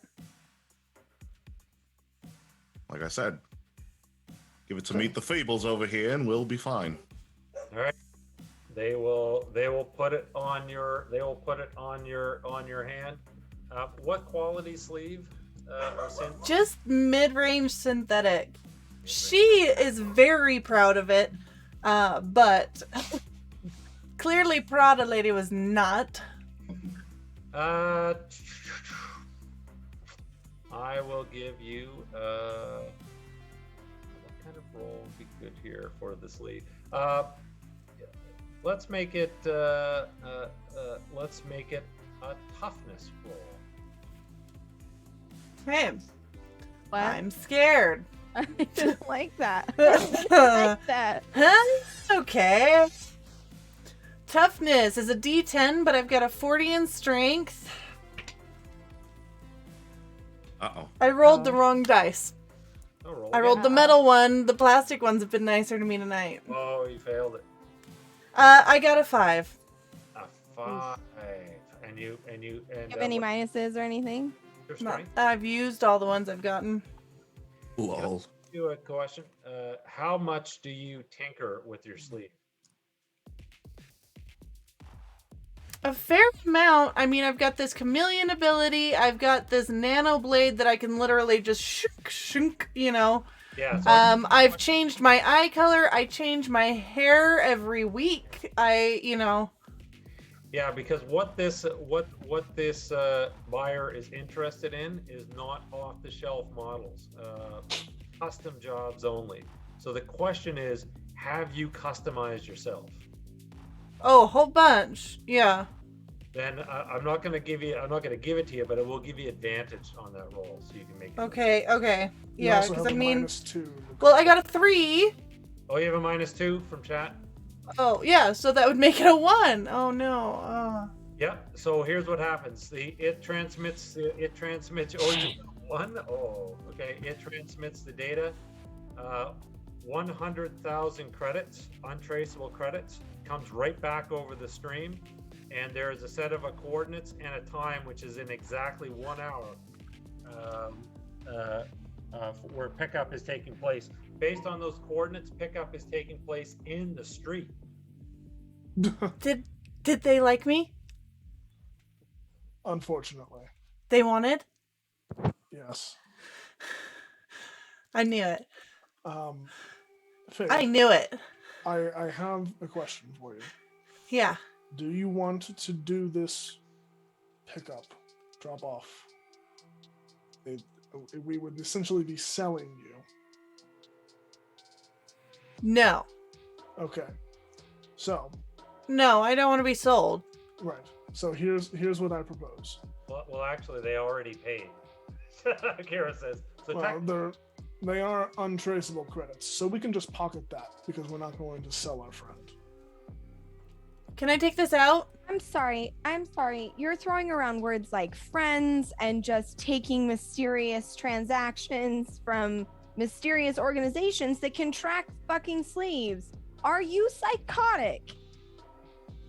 What's your problem? What's your damage? What's your shit? Because this is fucked. I was hired to find a sleeve, not sell a sleeve. Right. They want mine, though. That was the problem with that sentence. They want mine. So they're gonna take. Girl, you want yours. You want your sleeve. Well, they're gonna take her Yes. sleeve to wherever they took the other one. Is that the gist? Yes. All right. So she needs to be under. Under what? They're buying the sleeve, not your stack.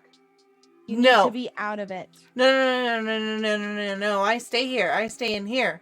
Yeah, you can stay, but we're gonna need to shut you down. No. And she's like gonna start standing up and like doing a weird kind of rocking thing. Okay, she does not want to go under. Sure, this isn't weird. This is every day for us now. What is this us? Till we- What is this us? Got 52 minutes. We're contracted on the same job, so this is normal until we find the sleeve. Right.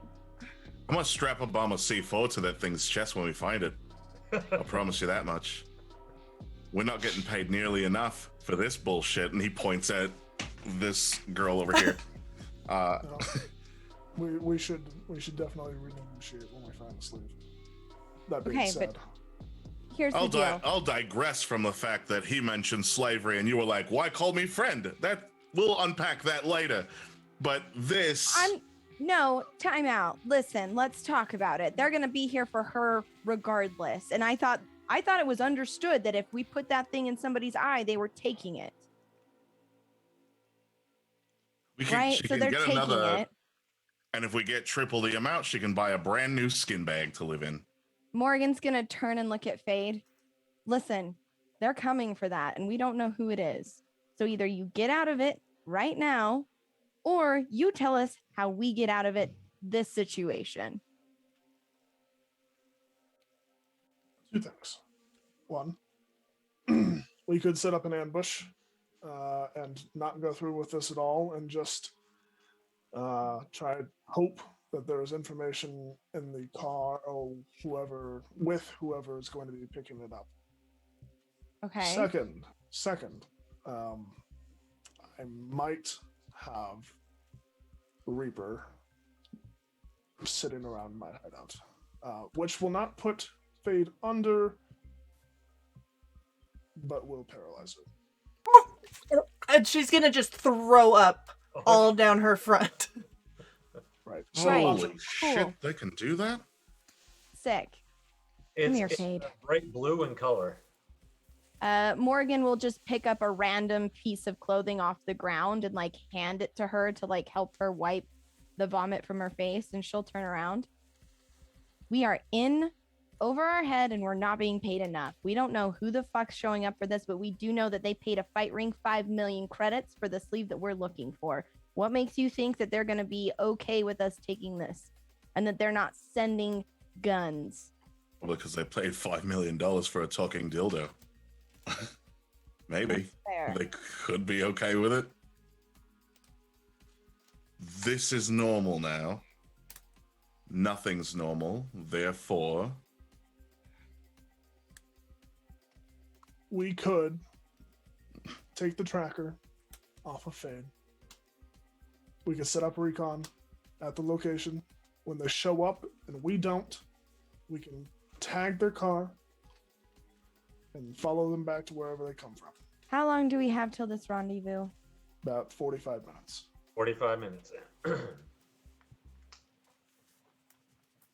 There a place we can get a different sleeve? Akira goes, not in 45 minutes. Sleeve sick. Well, I don't that's know. actually- Apparently we that's have actually- hideouts. That's not quite true. Prada did say if we needed anything. She has sleeves just laying about. Fuck. Morgan's gonna pull up the assistant's contact information. Yeah. In her I forget what it's called, and I feel silly now. pilot. And her her beep boop bop boop. And she's just gonna come over. Hi, you hired us to order or to find that sleeve. Well, We need.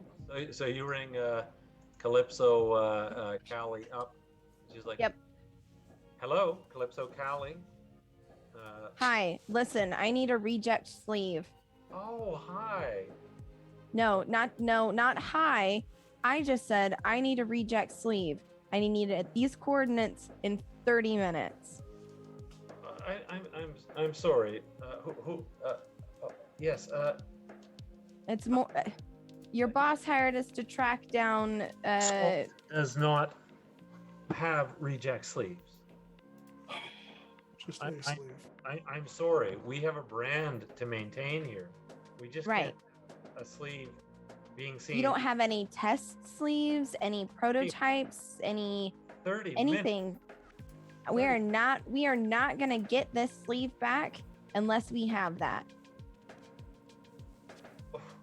And I wasn't told that I needed to coordinate bribes. I Well- was just told they'd be provided. Told was that if you needed funds, we could provide. Well, I need funds in the shape and size of a sleeve.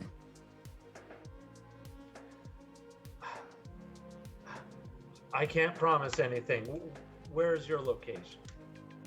Morgan will relay the coordinates for the pickup for this other thing, So- while kind of softly looking at Fade. So there's actual rules for this. So she's obviously presenting you with the barrier. So all characters have influence points, Yep. which they can spend. In this case, I think I would require the expenditure of one. Now, influence points are precious. You don't automatically, you lose them. You don't get them back, you have to buy them back. So they are precious. But in this case, this would require, I think, because how she's looking at it is corporate brand guidelines, corporate rules. So I would require the expenditure of an influence point or a very good role under bureaucracy, or a role under bureaucracy. So what would you like to do, Morgan? This is tough, gang. This is a tough choice. It's like, I just don't think I can do it. I'm just not sure. I just don't think. I'm If gonna you go do the for roll, I'm gonna if you go do for the roll, I'll help. I'm gonna go for the roll. Okay, so you're going to roll under bureaucracy. You're going against your own intelligence. So Kai, I would ask you how, since it's a conversation, how are you going to help? What are you I'm saying? so glad you asked. Yeah. I'll walk over and I'll yank the phone out of her hands and get on the phone. Oi! I'm sorry about that. Was your name Kelly? Was it Kelly? That's a beautiful name. My dad's name was Kelly. Listen here, Kelly. We're gonna need you to get a sleeve down here in front of me in 30 minutes, or I'm gonna come down there myself and yank out your stack, and we'll use your sleeve. Understood? So you guys, here's how you could choose to do this: either roll to the intimidation, or Morgan rolls her bureaucracy. How's your intimidation look, dude? I don't know. Hold on. It's probably not good. Where is intimidation? I don't see it. Oh, it's under. Yeah, no, it's a D10. Yeah, I'm rolling a D10 too. So So you're gonna roll two Yeah, dice. it's under 34 for me though. Roll 2 die 10, take the lowest roll. That's what we'll do. So both of you roll one. Whoever gets, If you're all right, and you need to roll lower than or equal to. I rolled a 1. I want to move my camera so bad. I didn't touch it. I want to move my camera, but I'll. They did it. Oh, Don't do it. No, time out. Watch this. She actually screams out, "Okay, I'll get the sleeve. I'll get the sleeve." Oh my god. Oh my god. Sorry, I'm posting this because I can't believe that I just did that.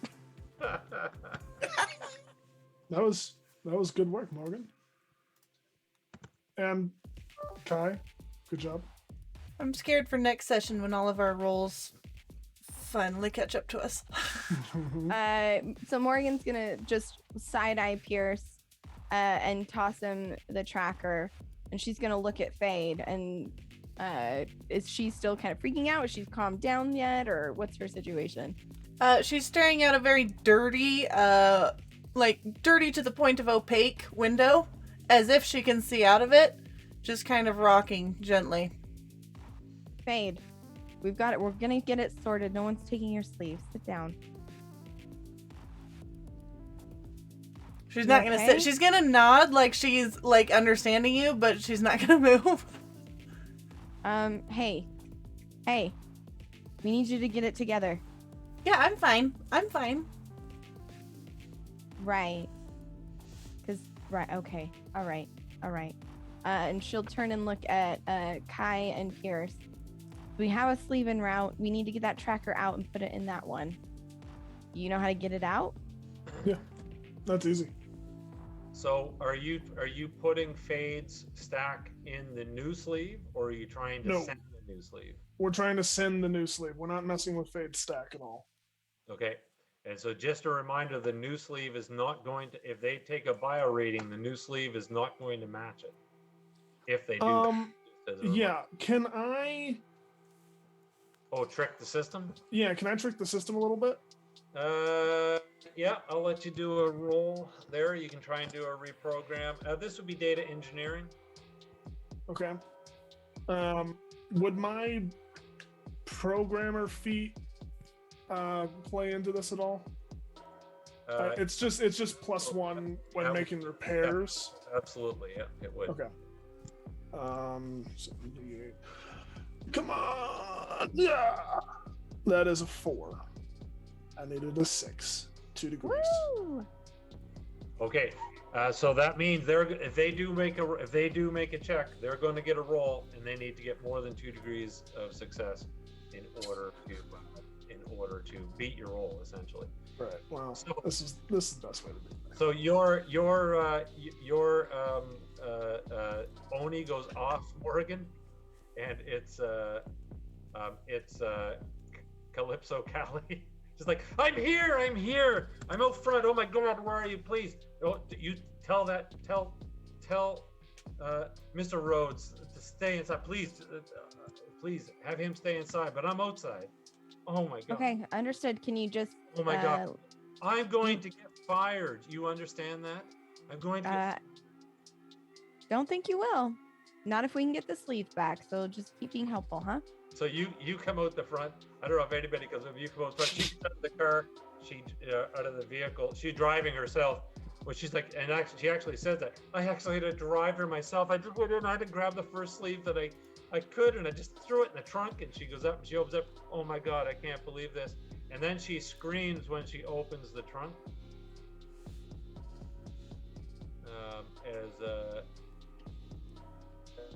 As she's like, I don't know if the sleeve is for you. I mean, I grabbed a woman's sleeve, the first one that I got, and as she sorry, the picture's loading here, and as she opens it up, she screams because she's like, oh no. She goes to close the trunk. She's like, oh no, I can't keep this sleeve. I made a horrible mistake.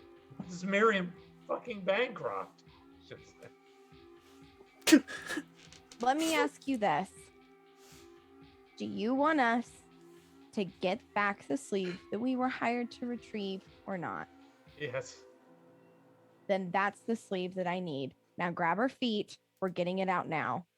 And Morgan goes to fireman lifts this bitch out of this car. They can haul her out and bring her into the building. By the time you get to the apartment, Callie, she's kind of like Fade. She's rocking back and forth. She's like, oh my God, what have I done? Oh my God, what have I done? Then she Fade, by the way, seems fine now. and she realizes she's standing beside Kai, and she goes, "Oh, you." I got it. I got the sleeve. I got the sleeve. And she slumps down on your couch, but she sits on something and realizes that it's a piece of pizza or something. It's definitely gonna go squish. Something's gonna sound like it's broken now. Just There's a kinda- whole bunch of stuff under there. She'll flump over on the couch, and she's like, "I'm gonna take a nap now." Fade will come okay. over and just kind of put what's probably a shirt or something on top of her. You have your sleeve. You have your kind of tricked out program. Now you just need to get to the location. Obviously, the device knew roughly where it was transmitting from because the location is not far from the apartment. Let's get this where it needs to go, gentlemen. Okay, so you are you just going to have the sleeve kind of in I don't know, wrapped in a blanket or something? Weekend at Bernie's it. You're kind of one arm over her shoulder. You drag Miriam Bancroft sleeve to this street corner, and so where's everybody positioned? I have a quick question Yep. because I don't want to be there. Maybe if they're doing bio checks, they'll just see me. Yeah, you don't have, Yeah. But also, I was gonna time check us. yeah. Oh yeah, 112. Let's finish up in what? Sorry, it's 112 my time. How about another 16 minutes? Perfect. All right. Is that good? Okay. Yeah. I want to make sure that I take down this sleeve's exact serial number and transmission code so that I can track it as it moves. Okay. Now you're placing a tracker on the sleeve, right? Is there a way for me not to put something physical on it? Probably well, you would have to have something. Right, so it would have to be like a Either DHF you're or gonna something put like an that. Oni in the eye, like a contact lens. Oh, well, that would be a modification. Yep. Yeah, let's do that. Let's Or do you that. put something down the throat or something like that. It's up to you. No, let's do an actual modification. Okay. Just an Oni, simple, would be fine. Okay. And so, as you're all waiting there with the sleeve, you're waiting for the tracker. A vehicle will come around the corner and start to pull into view. It is a ominous black-looking cargo truck. It will come to a stop. And is everybody just kind of standing there around the sleeve? I know, Fade, you said you're going to be, you're back. Yeah. If there's a way I could like tuck into an alcove Yep, or What's- alleyway, it's some place where I'm not with the group, but like still close enough that I can see. But You can be walking. You can definitely be walking from the alley, watching from an alley. And is everybody else just kind of fanned out, waiting for this truck to come to a stop? Yeah, I mean, Morgan's going to be trying to get identifying details on this truck, right? Trying to figure out where it's coming from, where it's going, if there's any logos or emblems, try to get a shot of the driver. It absolutely has no markings as it comes up and pulls to a stop. I will give you. You know what? This is it's your choice. You can either make a mechanics roll or the third geography roll for the night. Oh, geography for sure. Geography for sure. It's never done me wrong. Can I make that mechanics roll? Yep, go ahead. Yeah, no, I rolled a 5 and I needed a 3. Nope. Okay. Nope. 5 on a 5 for me. Okay, this is an industrial hauler vehicle. I mean, it looks, somebody painted it black, made it look awesome and intimidating. You guess that it might have some countermeasure abilities, like might be difficult to track or to detect it. Now you have a tracker on the sleeve, but the vehicle itself has some stealth properties. You're pretty certain that it looks like it's a type of vehicle that will be used in the industrial districts, not downtown, not corporate finance districts, but the warehouses, factory type areas. So it comes to a stop. So basically, in your mind, you've got a couple parts of the areas of the city that you go, okay, roughly it's going to be in one of these two districts. It comes to a stop. It sits there for about 60 seconds, just sits there, complete stop, silent. And then the door, the back loading door opens and the side doors, like a seam appears and they open and two individuals get out and they look fucked up. I mean, they get out, they climb down from the thing. They both look identical, as in they're wearing the same costumes. And one of them will walk, who's kind of looks like they're in charge. That you Mark? I'd be standing near the body. Yeah, they'll both walk right up and just kind of look at you and one of them looks in your face. We'll say the other looks in Morgan's face with their crazy neon kind of X eyes and mouth as they just kind of stare at you for an uncomfortable 15 seconds. And then is the sleeve just laying there? Mm-hmm. They'll go, one of them crouches down, pulls out a device that looks identical to yours, and sticks it onto the sleeve. Here's where you had 2 degrees of success on that. Mm-hmm. All right, here we go.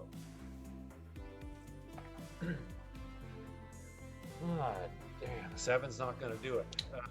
So he scans the sleeve and picks up, instead of picking up the data stream coming from the sleeve, you just kind of nicely slip your program right in over top of it, and that's what he gets on the reader. Yeah, they don't. Again, it's just seems like it's. This is just procedure. You know how when someone delivers your package, you sign for it. That's what this is like to them. The device goes away. They'll pick up the sleeve, carry it to the back of the truck, load up. They don't say a word to you, not a thing, and they load up and drive away as they disappear. All right, they took the bait. And yeah, and you've got your tractor, and I think that's probably a good as the ominous truck drives away. That's where we will pick up next time. However, you Morrigan, no, not Morrigan, sorry, Fade. You could be standing in the alley away from the group. There's all kinds of, so just like in any type of dystopian city of the future, there's always kind of holographic signs and images and projections, advertising.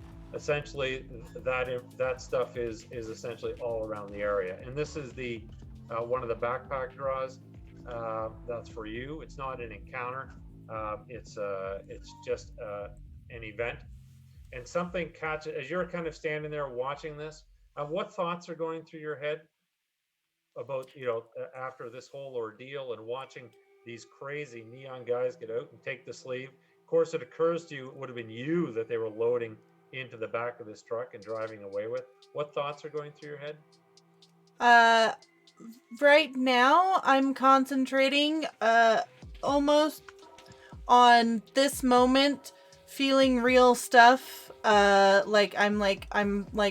pinching my hands, like, this is real. I'm not going back. I'm not going back. I'm here. I'm here. I'm here. And you'll see, now I'm going to leave this completely up to you. But as you're sitting there, you'll see the screen, the holographic screens are kind of on the various buildings. They're projecting, and one of them switches to a news feed, and you can see a woman walks up to the podium, and you can't hear it. So how these things work is, if you see something that's interesting to you, you flick your Oni and it tunes into the channel. You can see it, but you can't hear it. And she starts talking, and you recognize this person. Wyatt gave you a piece of information when you parted ways, or you left the crew. That in fact, I mean, he raised you since you were 7. He's the only father that you've ever really known, but he's not your biological father, and you've never really known your biological mother, but she is staring at you out from this screen right at this very moment as Mira Khan, the Secretary General of the Protectorate. My whole face and just body is gonna go numb, and I'm just like almost like stuck like a deer in headlights as she talks. Are you actually tuning into it? Yep. Okay. And she'll say, "Greetings, citizens of the Protectorate. I wanted to be the first to inform you that a terrorist group calling themselves the Endless has claimed responsibility for a ruthless attack that occurred an hour ago. An explosive device was detonated outside the Protectorate Commerce Headquarters in World City." You guys know that World City is Hong Kong. In an attempt to derail the upcoming Colony Trade Summit. 20 Protectorate officials were killed. Thankfully, Director Adrian Malpass's DHF backup has been re-sleeved, and he has resumed his duties. Our sympathies go out to the family of his staff. The safety of the Protectorate citizens is my top priority. Be assured that those responsible will be brought to justice. Not related to you or the events of tonight's adventure, but important nonetheless, as we will see in the future. And that's where we will end, as you're left there just kind of staring at the screen. People, reporters yell out for questions, but she's not taking any as she turns and walks away from the podium, just like she walked away from you 80 years ago. And that's where we'll end. Just for chat's information, Luca's background. Maybe Luca, when we do the sign out, you can just give or maybe right now, you can explain the significance of this event. Yeah, chat. So that was my mother. And when I was young, she decided she did not have time for me and put me into storage for 80 years. And then there was actually a job that happened where a bunch of stacks got stolen from storage, and my dad picked one out of random, sold the rest, and then found out that I was just a little kid and decided to raise me in his crime crew. So, thank you so much, everyone. Great role playing. First sessions of a campaign, always interesting. It's where you find your footing. It's where you get to really learn who your characters are, and where I get to learn. This is where the fun begins for me, because now I feel like I know you, and that will significantly affect my writing. Thank you so much to chat. The pink backpack. So just so you know, every week there's going to be new items put into the pink backpack. That again will have everything may not make sense tonight, but this is an 8-week campaign. Everything that comes out of that backpack very meaningful to the story and very meaningful to the characters. Just as a reminder, so tonight the whole incident at Fight Drome, that wouldn't have happened. The whole scene at the end with Luca, with Fade seeing her mother, that wouldn't have happened. Morrigan waking up on another planet, looking out over the ocean, that wouldn't have happened.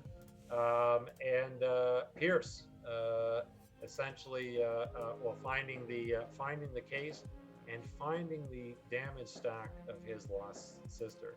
None of those things, if you look at my GM notes, none of those things were in it. So thank you very much for playing an active role in tonight's session. So I guess we'll go around, and everybody can do your goodbyes, and then I'll close it out.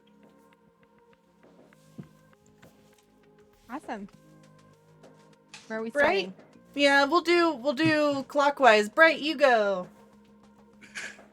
Yeah, I'm Bright Dystopia. You can find me on all forms of social media at Bright Dystopia. It took me an unnecessarily long time to realize that the last thing you were saying, Luca, wasn't about like your real life, but in game.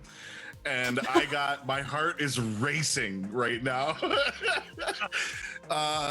That scared me so bad. He said background. I was like, her painting background? Oh, did her mom paint that? That's really cool. No. He went into this horrible story about being put in a closet. I was like, what the fuck? That scared the hell out of me. It's sharing time right now. We're getting real up on this stream, okay? It took me. He had already ended it, so I was like, "Oh, she's telling a story," because he said a bit of Luca's background, and I was so I meant Fade. So terrified. My apologies for giving. That was a thrill ride. Anyway, I'm Dumbass. You can find me on all forms of social media at Dumbass. On on Mondays, I'll be here. Come find me. On Thursdays, I'll be over at Weave the Tale playing Parslings. And every Wednesday, Friday, Saturday, and Sunday, you can find me on my channel, Bright Dystopia, The Dumb Void. Me alone, without outside influences, being even dumber. That's me.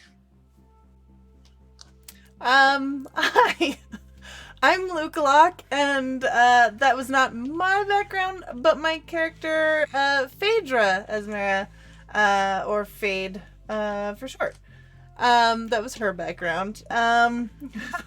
It's fine, guys. I'm fine. Fade's not, though. And you can find me all over on TPK. But the next big thing for me is running Herpers tomorrow evening, so come on back for that. Sarah. Hi, hello. I'm Osiris Franco, and I played Morrigan. And I'm very excited to continue this campaign. This is such a cool world and universe. It's going to be so much fun. If you like my face and the words I say sometimes, you can find me on Twitch and Twitter at OsaraXFranco. I'm in all of the things. We've got Harper's tomorrow night. You can find me at Nat20 on Wednesday for Beyond the Tides, and then back here on Thursday for Popper Parlor Games, where we're playing as our characters from Roundhouse Whitebridge. So Marty's coming back with some games, and it should be sick. You can find me Sundays over at Nat20 in shows like Morningstar and Company. And you know, I stream sometimes with Bright. We do Divinity Original Sin. We're doing a playthrough right now, and it's so much fun. So come check us out, come hang out, and thank you. Huge shout out to Vizul. I'm so excited for this campaign. I think it's gonna be a lot of fun. Passing it over on. Bye. Hi everyone, Tyrant. You can find me on Twitch and Twitter at Dr. Tyrant. I played Saren Pierce, who you know some of his backstory, but more of it will be revealed in due time. I will also be in Harper's tomorrow night. And we bring a new character, and he is very near and dear to my heart already, and I haven't even played him, so come check that out. On Wednesday, we will be possibly wrapping up, but definitely getting towards the end of the first arc of Beyond the Tides over on Nat20.